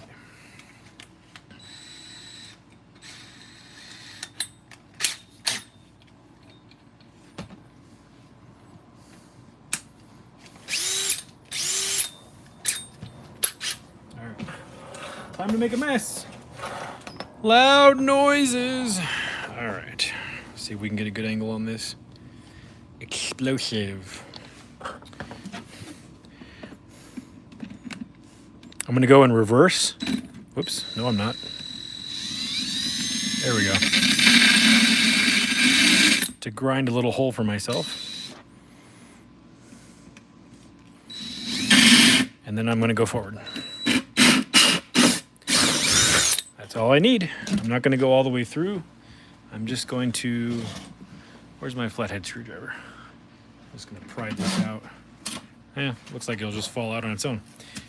There we go. And this is the expanding foam that I filled it with to give it some rigidity. Lovely. And there's our nice clean hole. Ta-da! Now we can do that again without cracking the foam. Steve Narr. Oh, Steve Narr, thank you for the donation. $5. Awesome. Thank you so much. Just found your channel this week and appreciate what you pass on. You are welcome. You are welcome. Thank you for being here. I realized a long time ago, As much as I would like to make every single diorama everyone wants for everyone at the price they can afford, I can't. So it makes more sense for me to share what I know with people so that they can make their own dioramas. Joanna, what is up? Thanks for being here. All right. Let's switch to the smaller bit. So if you guys didn't get figured out already, if you've never used hole cutting bits, this is my 1 3/8 bit. So they have a larger one to grip the tool better. This has these teeth on it, or teeth, these little, excuse me, pegs, not teeth, locking pegs that lock into these. On the bigger ones, might as well show this really quick. That's why you're all here. So on the really big ones, these peg holes are actually actual holes. So you screw this on, and the thread should be cut to where it will line up when you tighten it, or close to line up, and then you pop that in, and then when you turn the drill bit, it keeps this hole saw in place, and actually cuts your circle, and then there's holes there to let the material have relief and release heat, and then you pull this back, take your bit out. So, and then you have one that's smaller, because this obviously is not going to go through a hole that's this size. You need something that it will slide through, so they give you a secondary piece to screw on for the smaller holes. If you need holes smaller than this bit, then you would just use a whole drill bit, a whole brass drill bit, or brass coated drill bit, or brass coated steel bit, or whatever, because they have drill bits that are a little bit smaller than this, and you just switch to that. You wouldn't need an actual hole cutting piece. So just so you know, that's what I'm using. That's why I have this hole cutting set. It works on wood and foam, and even, well, I don't know if these are the steel bits. They might work. I have some steel bits. They work on steel as well, but I don't really have to do that too often. And if you're not familiar with how to use a drill, crash course. Here's your battery. Here's your forward, reverse, and neutral. So if it's in the middle, nothing will happen. If it's that way, it's forward. If it's that way, it's reverse. This one has a light on it. This is your chuck. If you hold the chuck while reversing it, it will open up. This hole in here, you see the hole is opened up. If you put it in forward while holding the chuck, it will close, and that is how you get it onto this bit here. So I'm gonna reverse it, slide this in. Thor Anacostia, thank you for being here. And then I'm gonna close it up. I'm gonna hold the bit, and it's gonna slip on my hand a little bit, but that's what locks it in place, and then it will stay for me. And then you can adjust it from drilling to different settings. There's more power, less power, yada, yada, yada. I find I leave most of my drills in the high power mode, but you don't have to do that. So there's your crash course in using a drill. And I'm going to center the tip of my bit. I'm going to reverse it for a second, just to cut myself a guide hole. And then I'm going to put it in forward. And that's all I'm going to do. You see the piece of material will stay in there. CJ, what's up? Cesar, thanks for coming by, my man. And then we're going to take this out if I can. Sometimes these get jammed on, the threads get jammed on. If you use the bit a lot, the bit will heat up and expand and will grip onto the threads, and you need to let it cool down before you try to take it apart. I've had that happen before. Bulldozer. And then you can pull the piece out. So here is that, and here is that. So if you guys, we have a CJ, he's a celebrity in the chat with us right now. CJ has made me some original pieces of art that are up here in my shop. So up here we have that's a Caesar original, and we have another Caesar original somewhere over here, and some other ones. If you go back and you watch my unboxing, that guy back there, the Jazz Inc. Vulture toy, Caesar helped me unbox that. CJ. So we have a celebrity in the house tonight. All right. There are those holes, and now we need to drill this hole, which was the smallest bit that I had. Switch this out. Doot. Do the same thing. And put it in reverse to cut myself a little hole, or you can even just push a hole into it. And there we go. This should fit right in there. It's a little bit oversized. That's okay.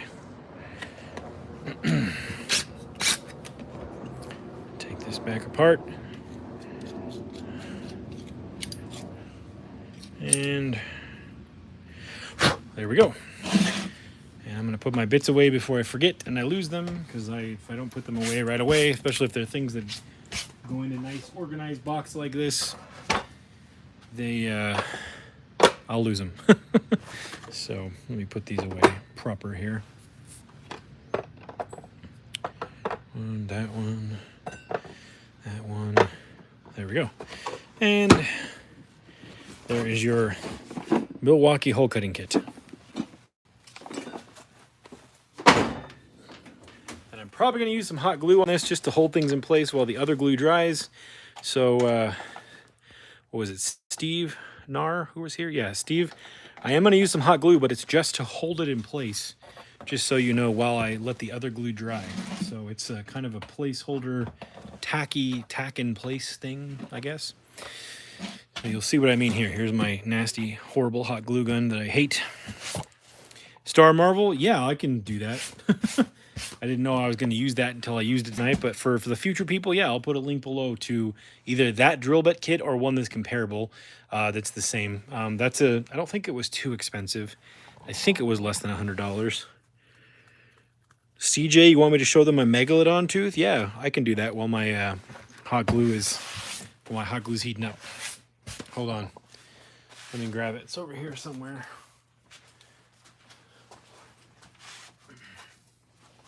Here it is. This is my Megalodon tooth. This is an anniversary gift from Mrs. Euler's workshop, last year?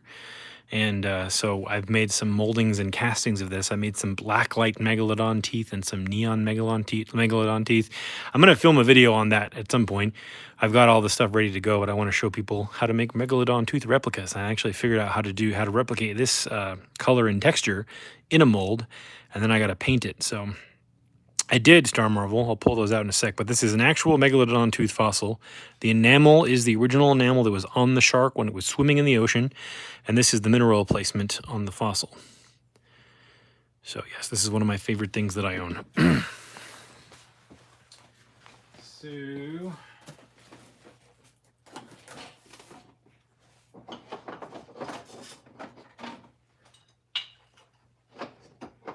just grab some of these other castings that I did for your entertainment. These are some of my other castings. So this is clear acrylic resin with blacklight paint incorporated in it. You can see the fleck of paint there that didn't properly blend well, and it's changed the color of a resin to like a pea yellow. And then this is just a clear plain acrylic resin. These are just tests that I did. That's why it's not full. And then this was liquid plastic that I dyed just to see what color it would turn out when it heated up. So these are exact replicas of my tooth here. And this is one that I painted just for the fun of it. It's not done. I'm going to add detail to it and shine it up. But I'm going to do a video like going over all of this stuff. Matt Logic picked up a whole dozer set at Home Depot on sale for $50. Well, there you go. Maybe I can find one on sale on Amazon, a link for folks. If not, check out Home Depot. They do have a lot of tool sales around this time of year. And then this was the one where I was working on a replica. You see how close that is? The colors on this is a little bit more black and gray. This is a little bit more brown, but it's pretty darn close. This one is done with mica powders and it's the clear resin with mica powder. So I want to see how good of a replica I can make, and then I want to film a video, and then I want to do some crazy colored ones.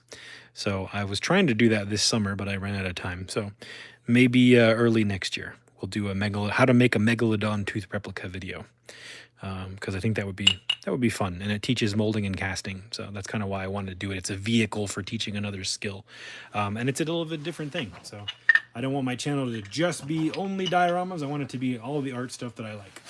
So I'm going to get into that at some point. Thank you, CJ, for bringing that up.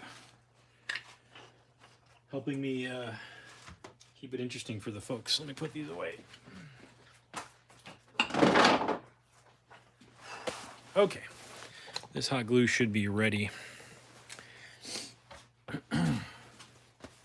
So I am going to put some of this glue in the center of my hole here. This EPS glue. Again, linked below.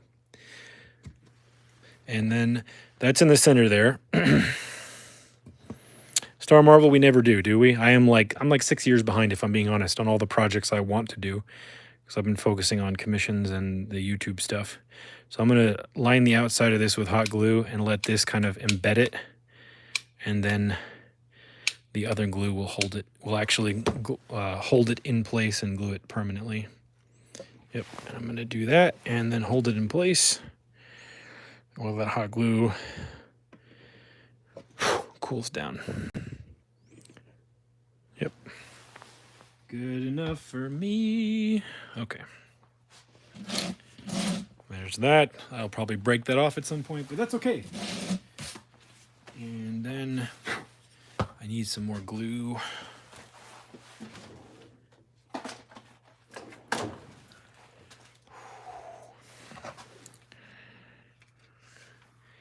Yeah, commissions, YouTube, family life, life in general, keeping my business running that pays the bill, that pays my bills, which I'm trying to obviously shift into this being my paying my bills. It's getting there. It's still going to take some time, a lot of time. But yeah, trying to balance all those things, it's a process. And I know you all know that, so thank you for your patience with me, and thank you for being here. It helps me get one step closer to my goal, and I'm about to break everything you say to me. No. Wrong song. All right. I'm going to put the permanent glue inside of this and onto this. And then I'm going to tack it in place around it. Oops.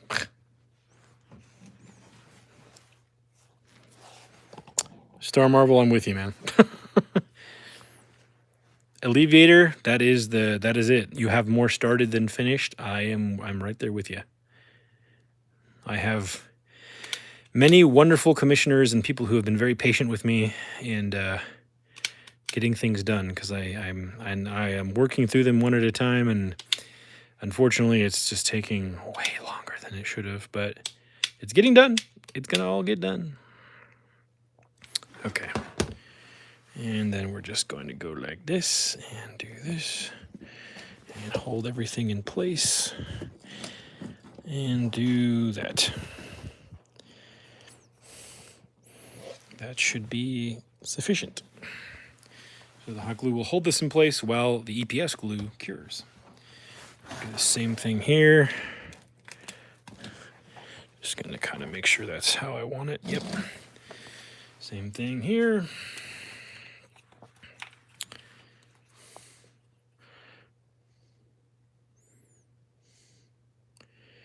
Cross here, there,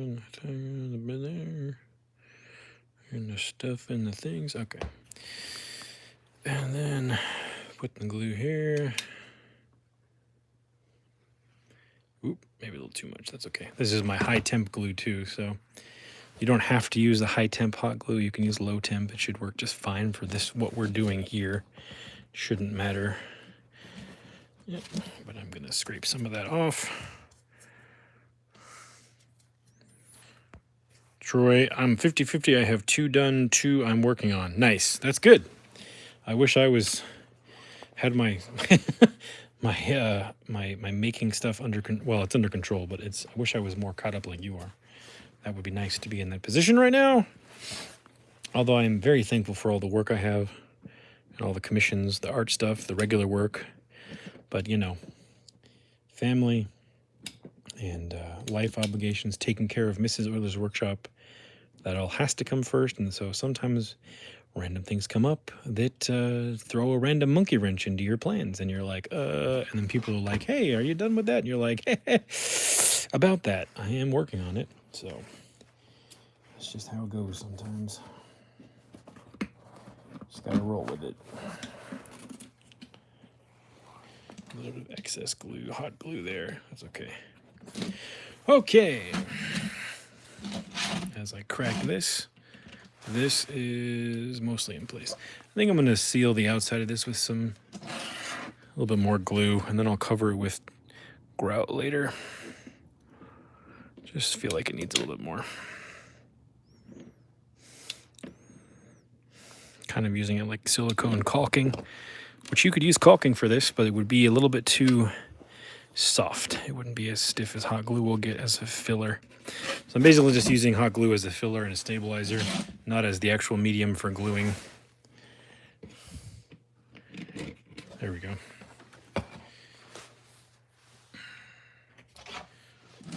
Nifty. And let's see, do I want to put these somewhere on the back? Nah. We'll use these for something else. Okay.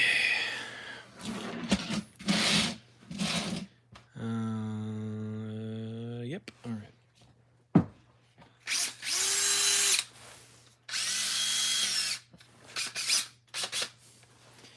Put this in my truck. I'm gonna put this back in my truck so I don't forget it tomorrow when I need it at work. Because I'll do that.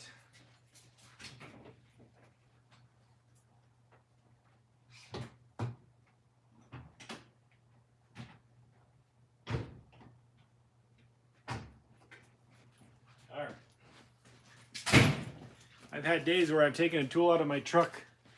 I've done work in the shop and then I've driven out to some faraway area and forgot that I needed that tool. And then I had to go buy a new tool so I could work out in the field. So I've learned to put my tools right back in the truck. Let me grab, where did I put the grout? Oh, right here. Let's go ahead and just repair this while I'm here. Since it's a small repair, we'll just do it without gloves.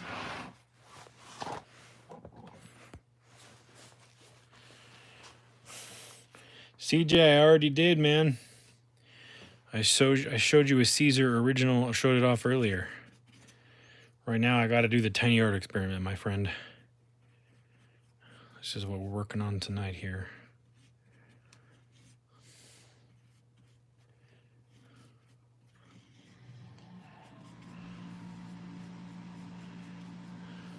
There we go. And while I'm here, I might as well just button up these doodads.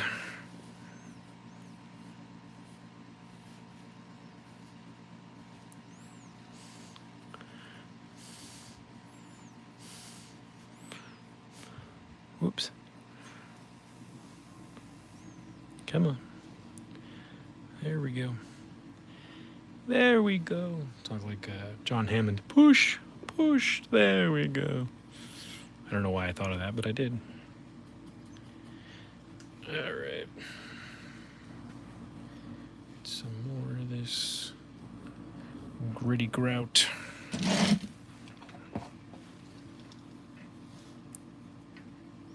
There we go. This actually looks pretty good the way it is. I might leave this one alone.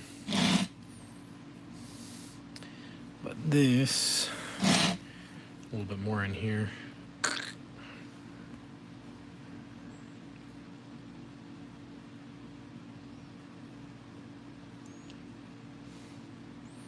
Star Marvel got that reference.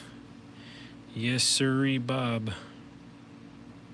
Happy little accidents. That is what it's all about. Rolling with those happy little accidents. I need like a bumper sticker that says Bob Ross is my spirit animal or something.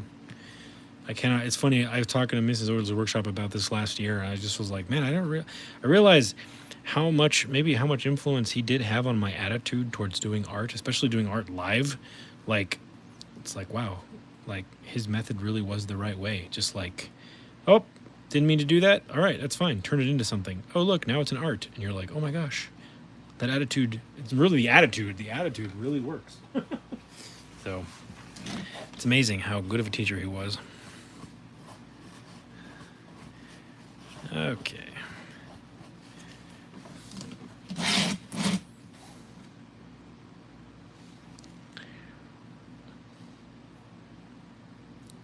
There we go.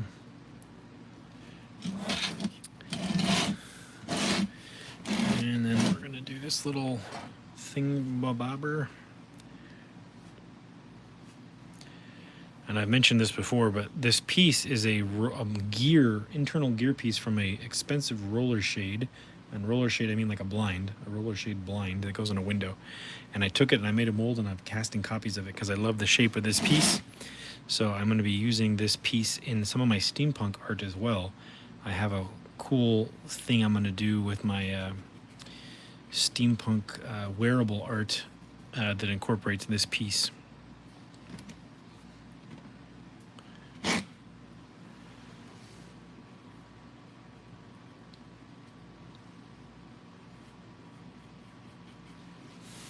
There we go.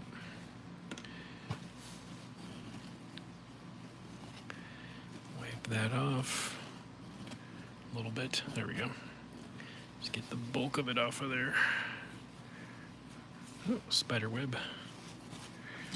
And get that off of there.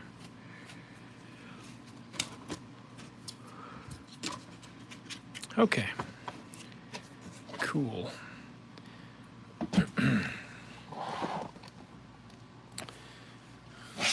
There we go. Another building has add detail added to it. Fabulous. Where's my hammer? Do this the right way. 41 likes! Oh my gosh, that might be a new record. Thank you guys. I appreciate that. I just noticed that. Okay. I think it is a new record. Thank you. 41 or 42, I think was my previous record. I can't remember. Thank you so much. Okay. So, I was thinking it would be fun to paint a little detail around this, like a ring around it. So I'm going to get some tape, wherever my tape is. Here it is. And give myself a guideline. And I'm going to do a guideline all the way around this. I probably will measure it too. So, just going to measure down, what, 1 inch, 2 inches, 2 inches. 2 inches, roughly. I'm not worried about it being perfect.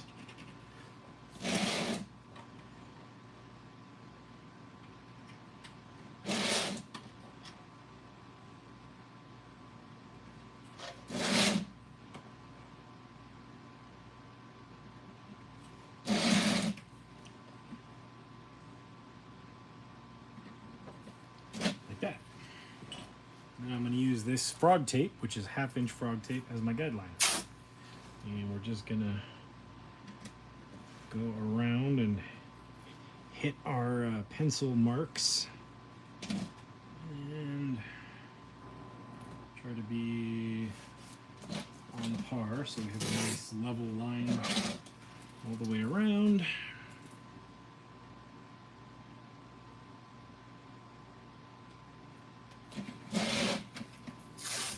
Tear this off here. I'm kind of getting my eye down here at eye level to make sure I don't have super wobbly tape. I'll re-inspect it when I'm done here. Again, there we go.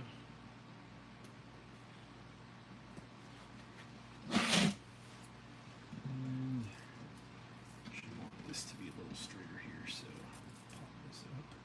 There we go. And nope. There we go. Okay. Let me look at this. I'm going to look at this through the camera here. Yeah. Cool. Okay.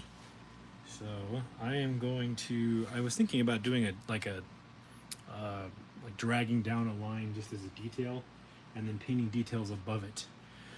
So what color did I use last time? It was a blue and a purple. So I might use. Let me look at my. Oh no, purple. Purple's the color I want to use. Purple. Let me grab my purple. Hold on.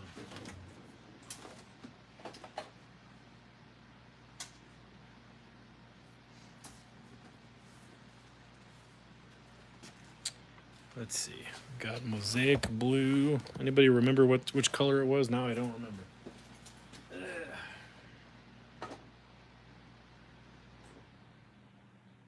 Hawaii. Bimini blue, that's the one I use. There's Bimini blue and I think Bimini blue and mosaic blue, or purple, that's what I used. Okay. All right. So we're gonna add some pretty paint details and then we'll see where we're at time-wise after I do that. Going to use, which brush do I want to use? All right. And if we mess this up and we don't like it, we can always just spray paint right back over it. Hopefully it won't be a mess up though. It'll be a happy accident at worst. Okay. So my palette.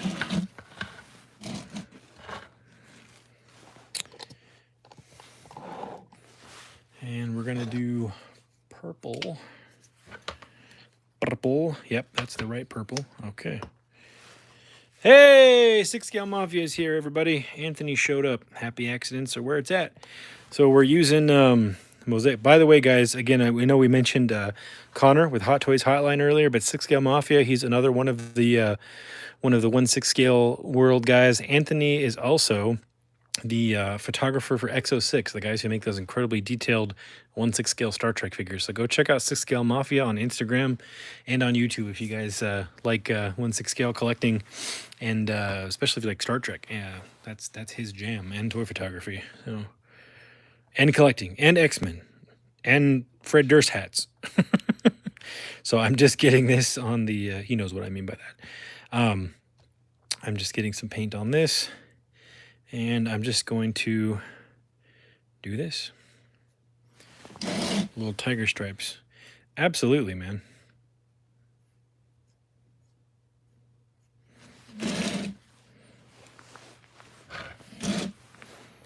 Try to make them straight. That wasn't as straight as I meant for it, or that's not as straight as I wanted, but we'll see. There we go.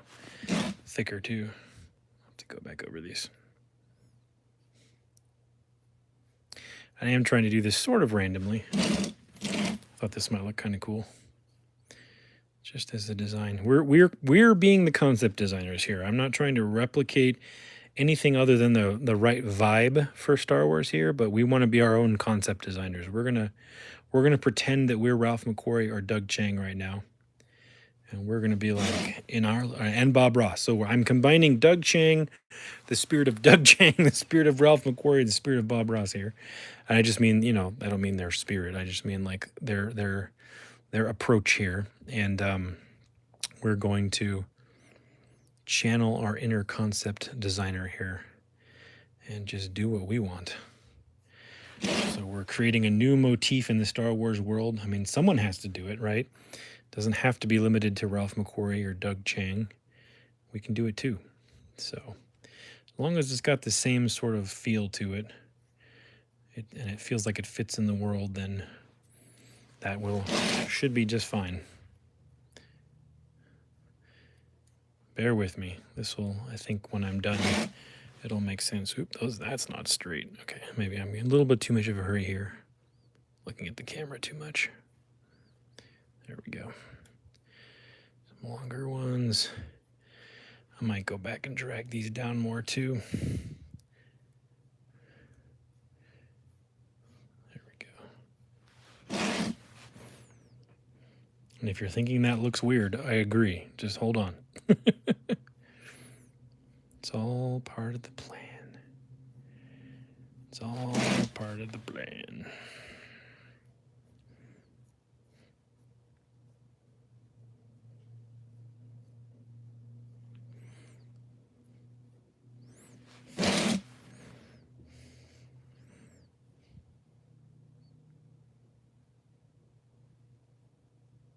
Oops, a little too thick. That's okay. We're going to add weathering and washes to this later, so I'm not worried about it if they're a little inconsistent. It's going to make it look weathered, so now I'm just kind of dry brushing it out to make it fade a little bit.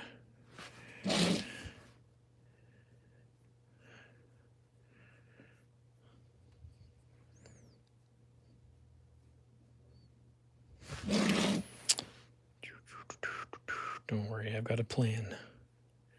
that I just came up with in my head randomly right now. Making it up as I go along.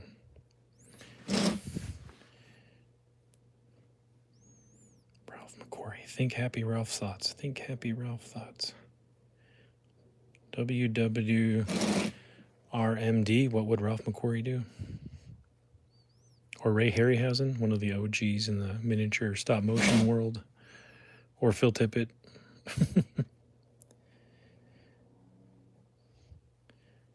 All right. Don't worry. You'll see where I'm going with this in a minute.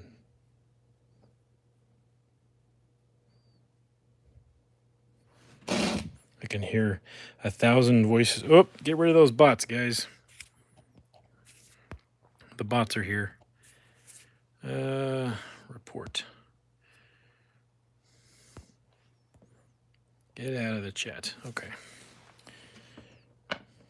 Thankfully, they're not showing up a lot these days. Stupid bots. All right.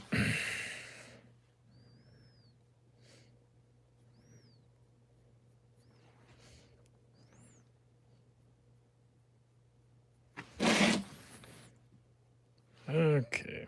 Then what I'm going to do, I'm going to do this all the way around.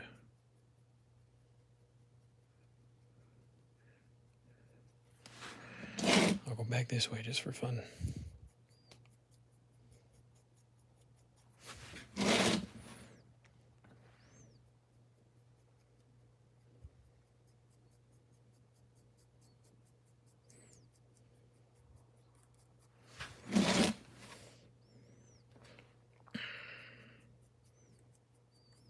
And when I get on the line, I'm actually brushing down a little bit farther.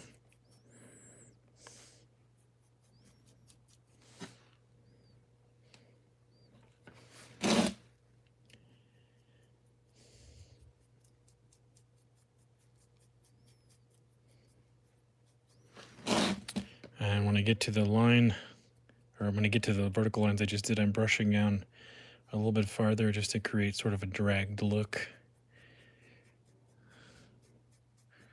See that? I'm tapping down. This is just an idea I had. It may not look good when we're done, but we'll just roll with it. Is that Silver Scratch Build Productions that's here? I didn't see. I saw Hey Silver.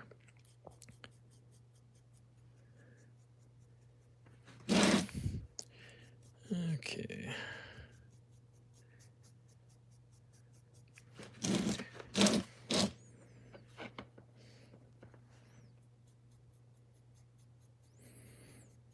Trying all kinds of ideas on this. This is literally a tiny art experiment. So, and guys, if you use any of the techniques you picked up here watching this video or any of the other videos on my channel, and you use them and you like them, I definitely, you know, I don't like to take credit for any of these things because I'm either using something I learned or modifying a technique I picked up, or probably just rediscovering something that somebody else already figured out long before I was even born. But I do like it when people shout me out. Then I will shout you out and reshare what you've done or what you've used, because it lets people know that maybe there's something here that they can learn, or it's worth their time to come and check my videos out. So I always appreciate the shout outs, guys. And especially on Instagram, if what you've done is, you know, a neutral subject and it's appropriate, you know, no like gore or extreme violence or political messages or anything like that. But if you've made something, some kind of piece of art or something, and you've used some techniques and you tag me or share it or whatever you do, I will reshare it in my Instagram story.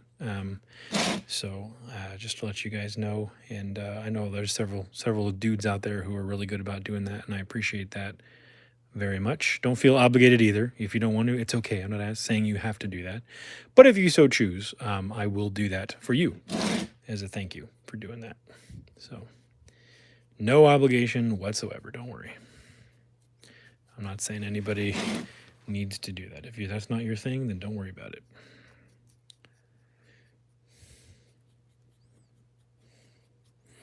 If this looks cool when I'm done, I might do this to a couple other buildings.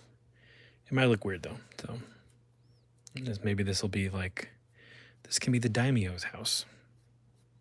This can be where Maybe Boba Fett hangs out when he's chilling in the Purple Palace.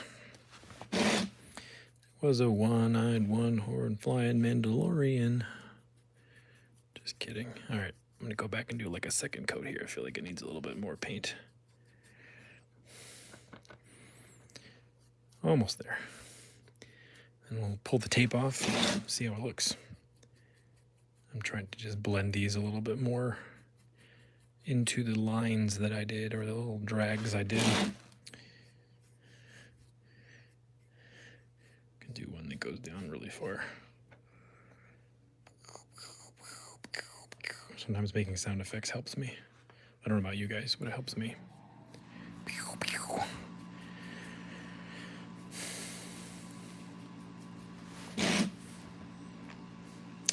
And the reason we're going with this sort of purpley blue, almost tanzanite-like color is because I wanted to do something different than stuff we've already seen. We've already seen, what is it, Mos Pelgo in The Mandalorian uses like green and red motif. Mos Espa is using, what, blue? And Mos Eisley uses like browns and reds, I think, if I remember correctly. I might be mixing those up. And I wanted to try a new color, like purple and blue. Colors I've always liked my whole life, like aquamarine and purple. I feel like maybe there's some kind of bug that lives in this area of Tatooine or Jakku or wherever we want this to be, and they crush up the beetle and make paint out of it. That's actually how they make lipstick colors. I don't know if you guys knew that, but a lot of lipstick and makeup colors are made from crushed up cochinilla beetles. They crush them up and they get their different shades of reds and sometimes violet from crushed up beetle juice, literally beetle juice. So just so you know, any of you ladies out there that wear makeup, you might be wearing melted leftover Walmart beef grease mixed with crushed cochinilla beetles, and that might be what you're buying and putting on your face. But hey, if that's your thing, then that's your thing. Not mine. There we go. That's looking better. Looking better. Absolutely.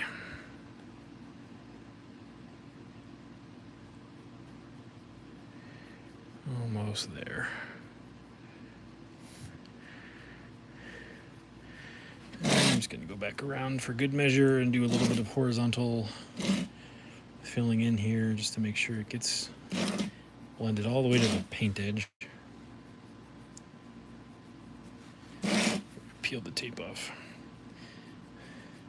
And then I was thinking of doing a blue hard line around the top, around where the tape's at, once I peel this off. But we'll see. It could be a disaster. I think it might look cool though.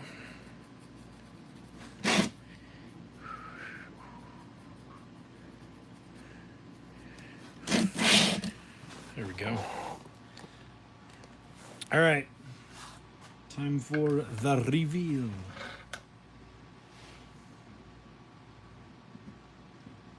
Oops. Couldn't get the tape. Boom. There it is. Let me get my MTV style presentation here. There we go. I think it looks kind of cool. When we add weathering layers over it and I do some like wiping maybe with denatured alcohol, I think that'll look pretty cool. Yeah. Style, baby. All right. That looks actually looks better than I thought. So I'm happy with that. Cool. We did an experiment, guys. And it worked out. All right, I'm gonna clean the brush off. And actually I'm gonna switch brushes. I'm going to switch brushes and do a blue line above the purple line. Maybe I'll do like dots or something. Like lines and dots. So, and I'm going to get my Bimini blue out. This is just Walmart apple barrel paints. They work great on foam and textured things. Don't think you need to use expensive paints. You can, but you don't have to on foam and like heavily textured stuff like this. 44 likes. You guys are awesome. Hey, Pop Culture Living Room. Thank you.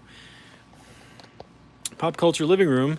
If you guys want to learn how to make an incredible looking display case without having to break the bank and buy Moji cases with stuff that you can get at Home Depot and order it online or at Lowe's, go watch Pop Culture Living Room. He's like figuring out how to make these incredibly cool display cases for action figures and collectibles that are like way less in cost than ordering the custom made stuff. If you feel so inclined to try it yourself, go check out Pop Culture Living Room. He's making some sweet stuff. All right. Let's see if we can do a straight line. Or do dots, like I said. I feel like I'm gonna need a lot more paint on this before I do this. Okay. I do a dot and then a line, and then a dot and then a line, and then a couple of dots, and then another line. I really wanted to give this sort of like a native vibe, so I'm sort of channeling like a tribal feel here, or trying to, as much as I can. Just gonna stop every so often and do a dot or two, and then continue on with my line.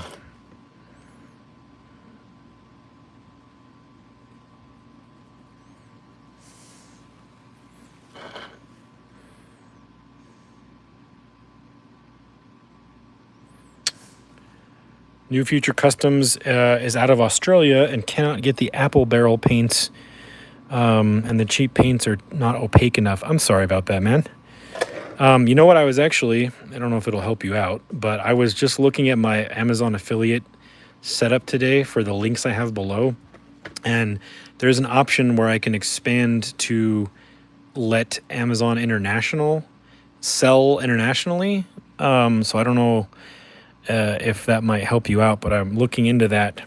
Thanks, Mario. Looking into that to see if I can provide links for people, international customers, of some of the same products. And I have links to get like whole sets of this apple barrel paint for crazy cheap.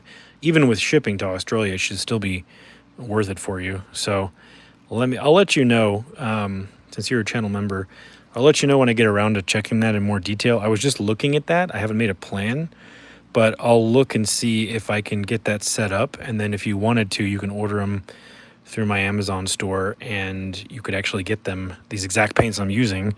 And they're super cheap. I mean, they're literally like a whole set of like 40 of them is like, I don't want to quote you, but I just remember them being like, wow, this is cheaper online, like it's cheaper than even in Walmart, and Walmart is still pretty cheap.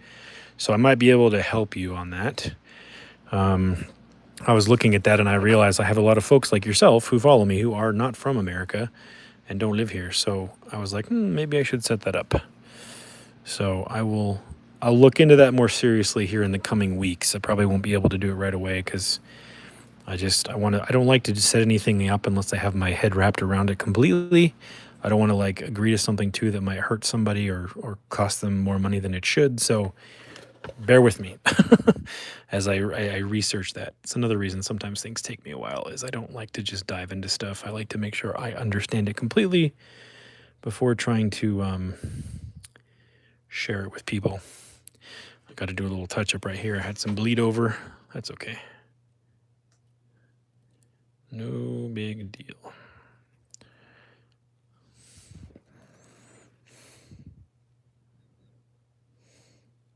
My line is deviating a little. That's okay.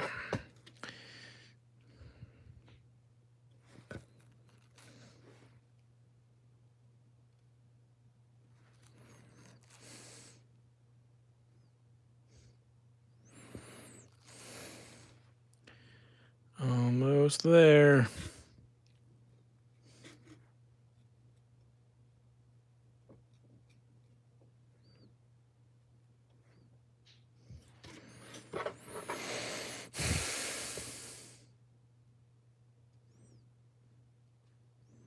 Another dot right there. There we go.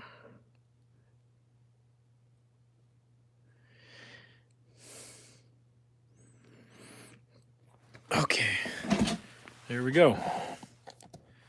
There's our native roundhouse. Our Star Wars native roundhouse. Cool. So I'm going to call this building done except for touch-up and weathering. I'm going to set this aside and we'll get back to this. How much time are we? A little over 2 hours. So let me see what else we can do here with some of the time we've got. Let's put this over here and out of the way.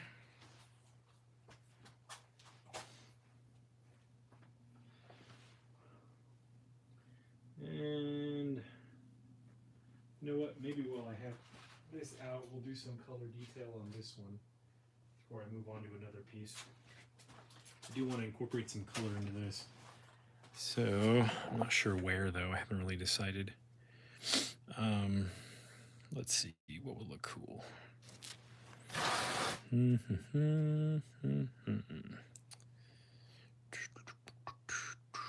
Maybe like above these archways or something. Some purple. Might look cool. Let me see here. Where's the brush I just used? Was it this one? I guess it was. Okay. All right, let's go back to the purple for a minute.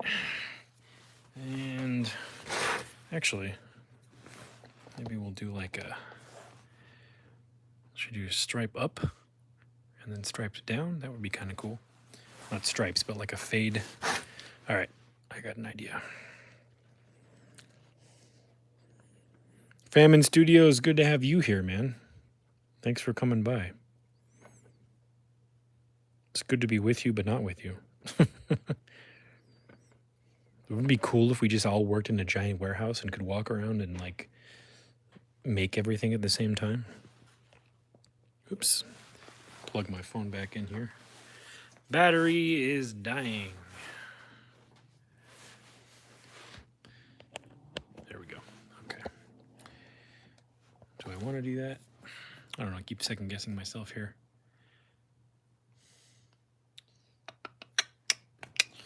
Let's see, what if I do like a line and then I fade it up from that line? That might be kind of cool.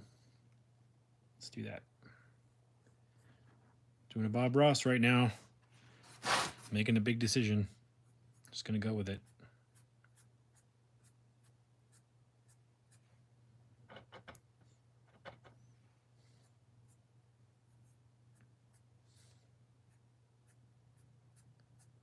I like faded stuff. I don't know why I like gradients, stuff that gradates away. There we go. Just gonna do doot like this. There we go. Not too hard. This is gonna be tricky behind here, but we'll figure it out.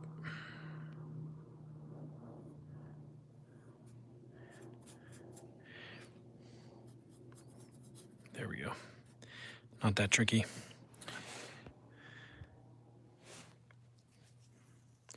New Future Customs, you watched the Adam Savage video, that I shared with the channel members about where he reminisces about ILM. Yeah, for sure, man. Yeah, I often think about that, what that would have been like to work with them, especially during the heyday of the model shop. I mean, they still have a model shop, but it just, obviously there's more CG than there is models these days. But yeah, that would have been cool. Really cool to work there during that time.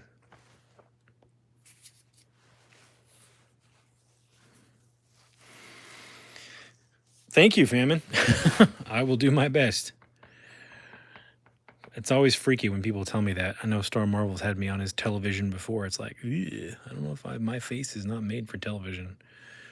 But I guess you're not looking at my face, are you? So I guess it works.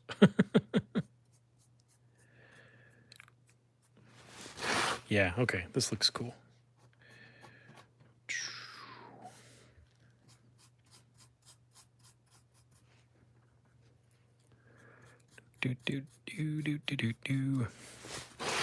Basically just using a dry brushing technique here, nothing fancy. I'm just letting the paint kind of roll off of it as I drag it over. Nothing too crazy. Oop, that line got a little low. That's okay. Can't be perfect. Well, it could be, but it doesn't need to be. There we go.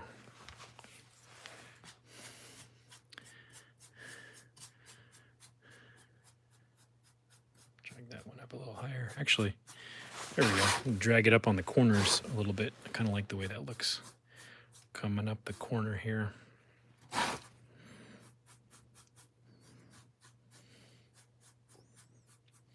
There we go.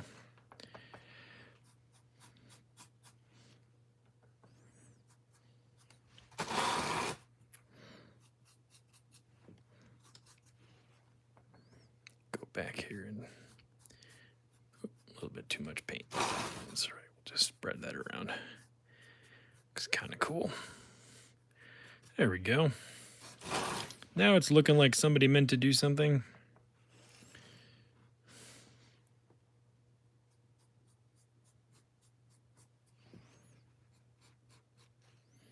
That's always the goal, is to make it look like it's supposed to be there. I think it's kind of working. Some of these areas, the texture is a little bit denser or more coarse, and so I'm using the brush. I'm not just doing an upstroke, I'm kind of scrubbing it just a little bit, like right here, to get a little bit more paint in that area. I don't want to scrub too hard because I don't want it to be like solid purple. I still need it to be faded. But areas where the texture is a little bit coarser might need that to make it look correct. There we go.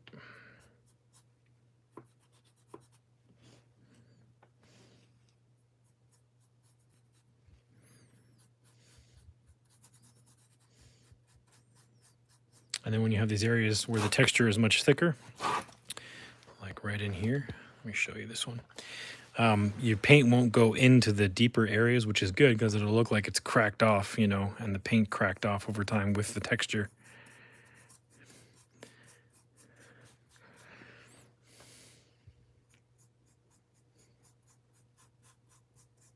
Like right there where I just smeared that, it's kind of like got chunks missing.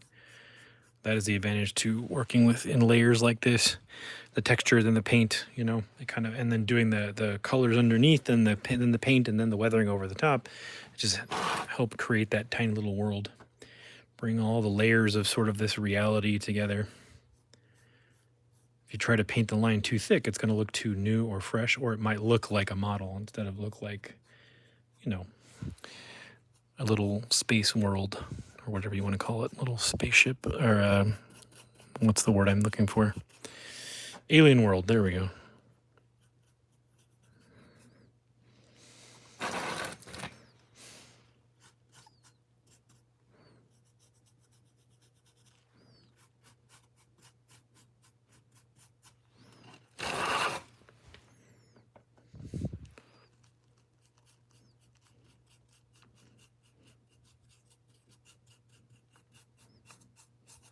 There's a lot you can do with just a brush. I used to think that I needed an airbrush, and then I just kept going with a hand brush, and I was like, I don't need an airbrush. And then I finally got to a job where I was like, okay, I think I need an airbrush. But there is a ton of stuff you can do with just a brush and spray paint. I couldn't afford a lot of brushes and like high quality paints growing up, so I learned how to use like I could afford like 2 cans of spray paint. Oh man, we got to a totally new record on those likes, 48. Thank you guys. I learned to do a lot with 2 or 3 colors of spray paint, and that's kind of how I got comfortable. I don't want to say I got good. Graffiti artists are good with spray paint, but I got comfortable using spray paint as my main source of paint on stuff, and so that's how I was able to do most of this diorama with just spray paint to get the desert weathered effects. And don't let anybody tell you that you need expensive paints or you need an airbrush. I mean, if you want them, that's fine. But unless you're doing like hard surface model kits or things that need an enamel perfectly even coat or something like that, you can do a lot with just a brush and spray paint, you know. And cheap Walmart paints or whatever, wherever your cheap store is near you. You'd be surprised what even dollar store paints. I've seen people have success with those. As long as the material you're putting it on is a cheaper material or a material that will absorb paint really well, the cheaper paints work fine. And so, like I said, if you're painting something like that needs to have a refined look, then maybe cheap paints are not the option, not the best option. But something like this, where you're dealing with rough and wild and woolly and whatever, cheap paints are perfect. They will actually add to the weathering, so they will help sell the illusion. And they stay just fine, especially if you seal them at the end, which I might seal these. Whoops, maybe a little too much in there. That's okay. I might seal these at the end. I haven't decided if I'm going to add like a matte acrylic sealer. Sometimes when you add a sealer at the end, all the texture gets evened out and the sheen of the paint gets evened out, and then it looks less real. So sometimes I will hold off on doing a clear coat, or I'll only do it on certain areas, because once you clear coat the whole thing with the same clear coat, where this maybe looks a certain way and this looks a certain way in the light, you clear coat the whole thing, then the lighting looks the same on the whole piece, and you're like, something about this looks less real now, you know? So sometimes, especially when I do urban city stuff, I will only clear coat certain parts of it, and I will actually just leave it raw paint on other parts, because it might actually look better that way. And I tell the people who get stuff from me, hey, don't put any water on this part, you know, it'll be fine, because it'll make it look better for longer. And the paint is acrylic and the sealer is acrylic, so it should last theoretically as long as the sealer would, as long as you're not going to put things on it or put food on it or something like that. You know, the paint should be just fine with it just being paint. Okay. A bit more over here. Over here, more over here, more right there, more right there. That's a little thick right there. So I can wipe some of that off before it cures. There we go. That's fine. That looks nice. Boom. I like the way the purple looks with the orange as well.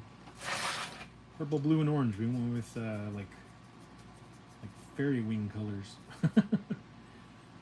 Which I actually really love that color combo. Okay, I'm pretty happy with that. So I don't know if I need any blue on this. I feel like the purple and the orange is enough. And then when we add weathering, I think that'll be good. Yeah. Cool. I'm happy with that. All right.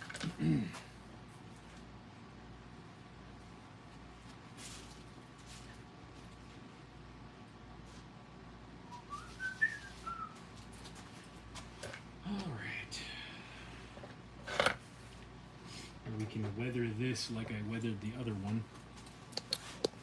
Whoops, hello. There's my lights.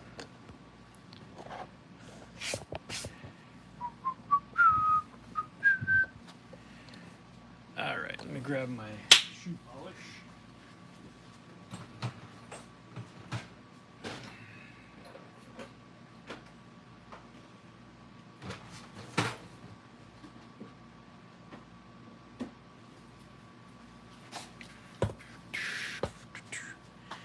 And let's see what we can do. I'm going to move the camera more centered on this one.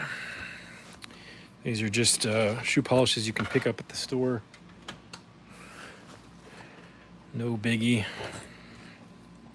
Let's do some brown, and they just squeeze out.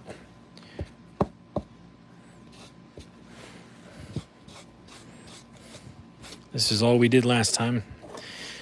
And I'm just, so that there's consistent weathering, I'm not going to change the weathering on this. I'm going to just weather this the same way I weathered the other piece, so that there's consistent looks across all of the orange fabrics. Oops. A little too much coming out there. That's okay. There we go. That's what I was looking for.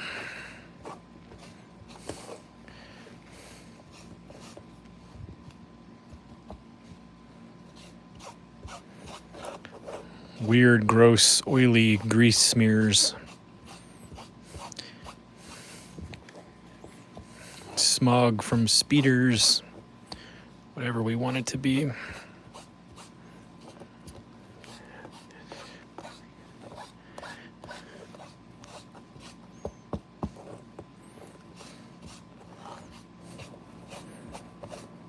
Oh, I'd have to re-glue this one too. Yeah, I used a clear glue on this and it didn't really work so well on this fabric, so I may be re-gluing this fabric here, which I don't mind. Okay. do some black noir.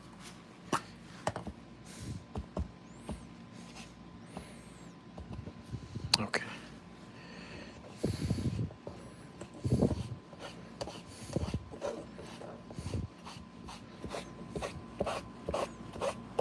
There we go.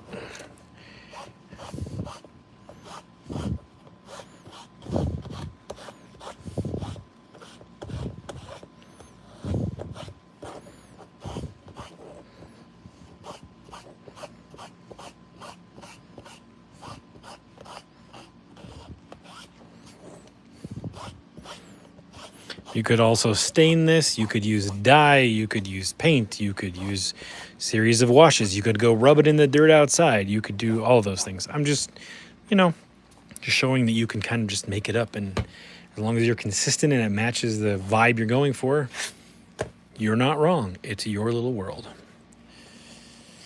Smells nice too, smells like lemon oil. Okay. So safety first, guys. I'm just gonna use a lighter here to burn some of these edges. So don't get too crazy. Actually, I'm going to put the clip on this to keep it from falling down. There we go. Be safe.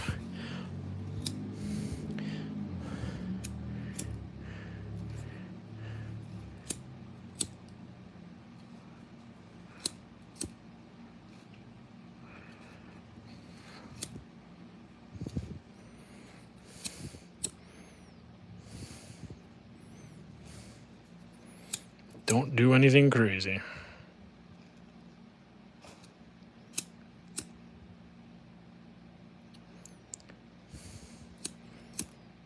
Now I could smell the lemon oil even more.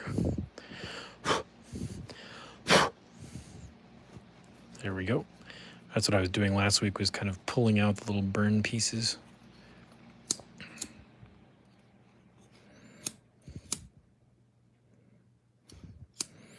If you're under 18, please do this with adult supervision. And do this in an area where there's nothing easily burnable. Right now, I could throw this on my concrete floor and I'd be safe. I have a sink not far away from me. I have a thing of water right there. Don't be stupid. Safety, safety, safety. Obey your parents, kids.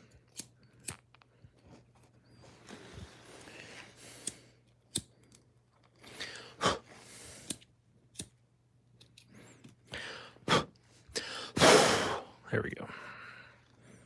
That's what I'm going for. With that little color you get there. Very cool.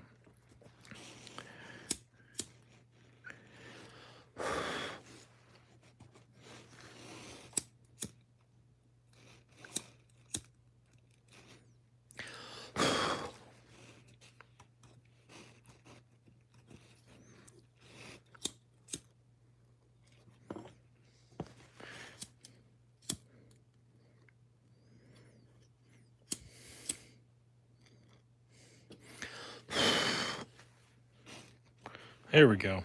That's looking pretty cool. All right, now I'm gonna grab the drywall putty. Be careful, guys. Don't play with fire. Drywall putty.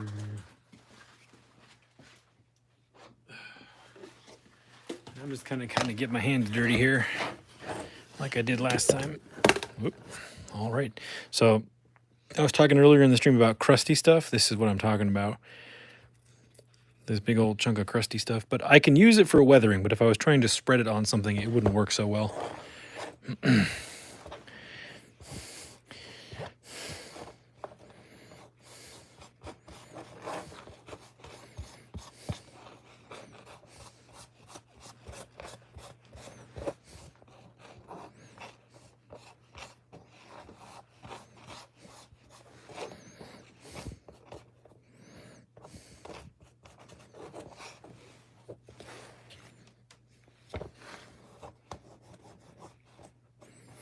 Thank you guys for all the support tonight. Thank you for the support for the Tiny Art Experiment. Again, this is going to Las Vegas in February. What we're making now will be on display If you guys want to go to the International Market of Miniature Artisans, there is a link below to their website. They do have negotiated group rates. It's going to be at the Gold Coast Hotel, and they're good rates too, so it's actually pretty affordable. So if it's not too far away for you to drive or do a cheap flight, might be worth checking out. It's open to the public Friday, Saturday, and Sunday. It's open to like industry professionals Thursday and Friday most of the day. And I'm going to be there probably Wednesday through Sunday. I'm going to be there a day early to set up and also to hopefully meet some of our participants in the Tiny Art Experiment in person for one of the steps in this, getting this experiment to its completion and to its fruition.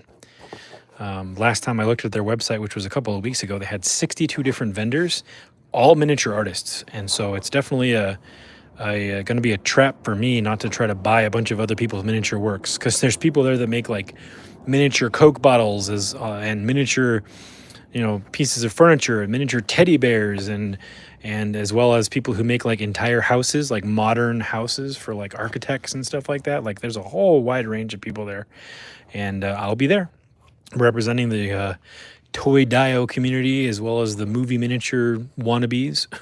That's going to be me. So if you're there or you want to go, I'm sure that they would appreciate having anybody from the toy dio community. Paris Renfro is one of the guys who puts on the event. You may know him as PRD Miniatures on Instagram. This is an event set up by him and a couple of other artists, and it's kind of a big deal for them, and they're trying to make this one of the like biggest events in the world for miniatures and miniature artisans. So if you are a miniature person, you probably might like going, whether it's now or in the future. I'm going to use some of this dirty tile grout water to spread this around on the diorama.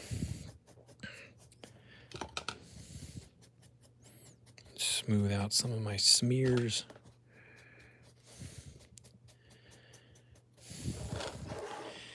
And just a little self plug, I do have my cast bases, my superhero smash bases for sale in my Etsy shop. That's etsy.com/shop/Oilers Workshop. I do have a link to my Etsy store below. It says buy stuff I made here. If you click that, it'll take you there. If you want to buy anything in my store that costs $100 or more, or $100 or more of things total, you can use the code OWYT custom base to get $10 off. And the bases that I made are free shipping in the United States, and that code works for the bases. So if you're interested, you can go check that out, because I'd like to keep making those custom bases for collectors and for artists and for people who want displays and for photographers. My plan is to make other things, like I have an idea to do something inspired by Egypt, something inspired by Rome, something inspired by, different ancient places around the world, as well as modern stuff. I'll eventually get into sci-fi stuff, but that's probably going to be down the road. I want to start with simple terrain-like things that people can appreciate that would go well with lots of different types of figures. So, and this should whiten up as it dries. A lot of moisture in it right now. So just a little plug for me. Plug-a-rooney. And we'll put this up here to dry. Let me just put this clip on the other side here.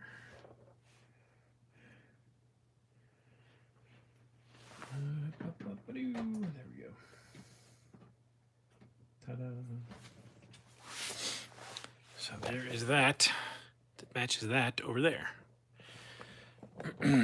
Something that I was thinking I wanted to do for this, I was thinking it would be cool to hang like a banner down here that said something on it, like a flag or a banner. So let me grab, I think I still have some more of this orange fabric. I don't know where it is. So give me a sec. See if I can find this orange fabric that I have somewhere. Maybe. That is not orange. That is something else. I don't remember where I put it. Maybe I did use all of it.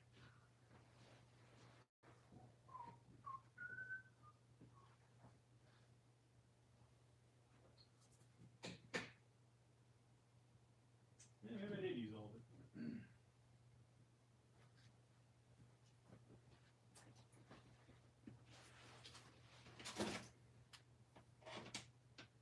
Yeah, all right. I might have to go buy another orange fat quarter at Walmart. That's where I got that orange fabric. So I'll have to buy an orange one before we do that flag. But maybe we'll finish what we started here.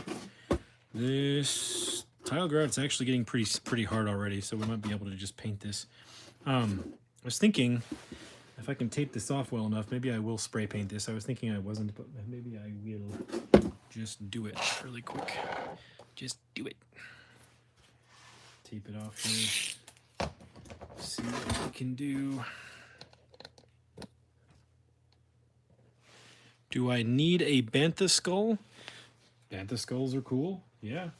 I don't need one. But, I mean, that can work. We can put that somewhere in the diorama. I wasn't having any plans for a Mando clan, but that doesn't mean we can't make plans for a Mando clan. Right?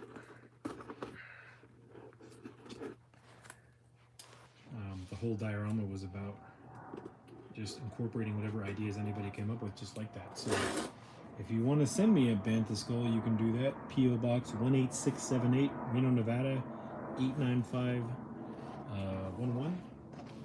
That's P.O. Box Oilers Workshop, P.O. Box 18678, Reno, Nevada 89511. But I really can't accept anything major for this project. It's basically closed now.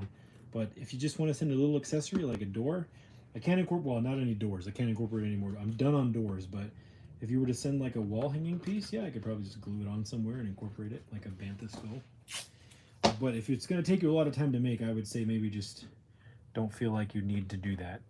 We've got plenty of stuff going on, and I don't want you to bog yourself down with stuff. But if you want to, I am going to, everybody who contributed, they're going to get their name up in front of everything, in front of everyone at the International Market of Miniature Artisans. Where'd my paint go? Over here.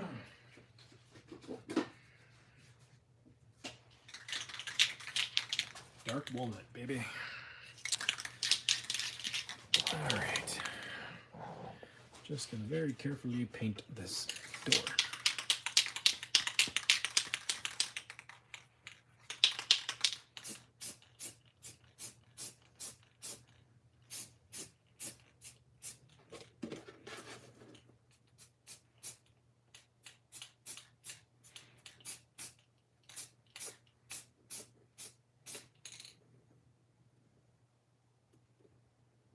That looks like it'll work. Okay. There we go. That looks like it'll work. And we'll just paint around the edges with a brush. All right, and I said I was going to paint this other door too.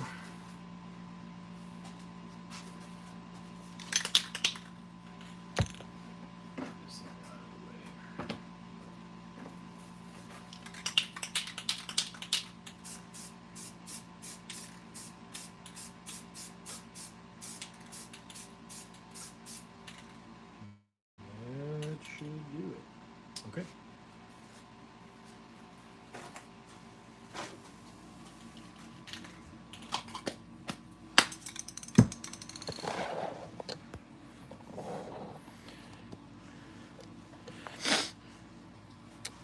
Saya Dream. How do you experiment with material? How do you know how the textures will work? I don't know.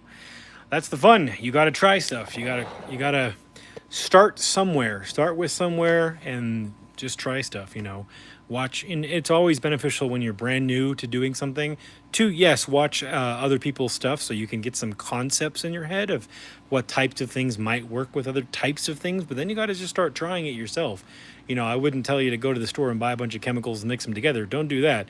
But watch stuff like my streams and other artists that are out there. Watch some of their stuff, see what they do, and let that inform what you might want to try. And then just start experimenting and don't be afraid to mess up. You know, those are where I've learned the most, is from making mistakes. You know, you learn what doesn't work, what might work, and what might work in another situation you weren't expecting. So don't be afraid to try stuff. But you know, you gotta learn from other people and then build off of what you learn on your own.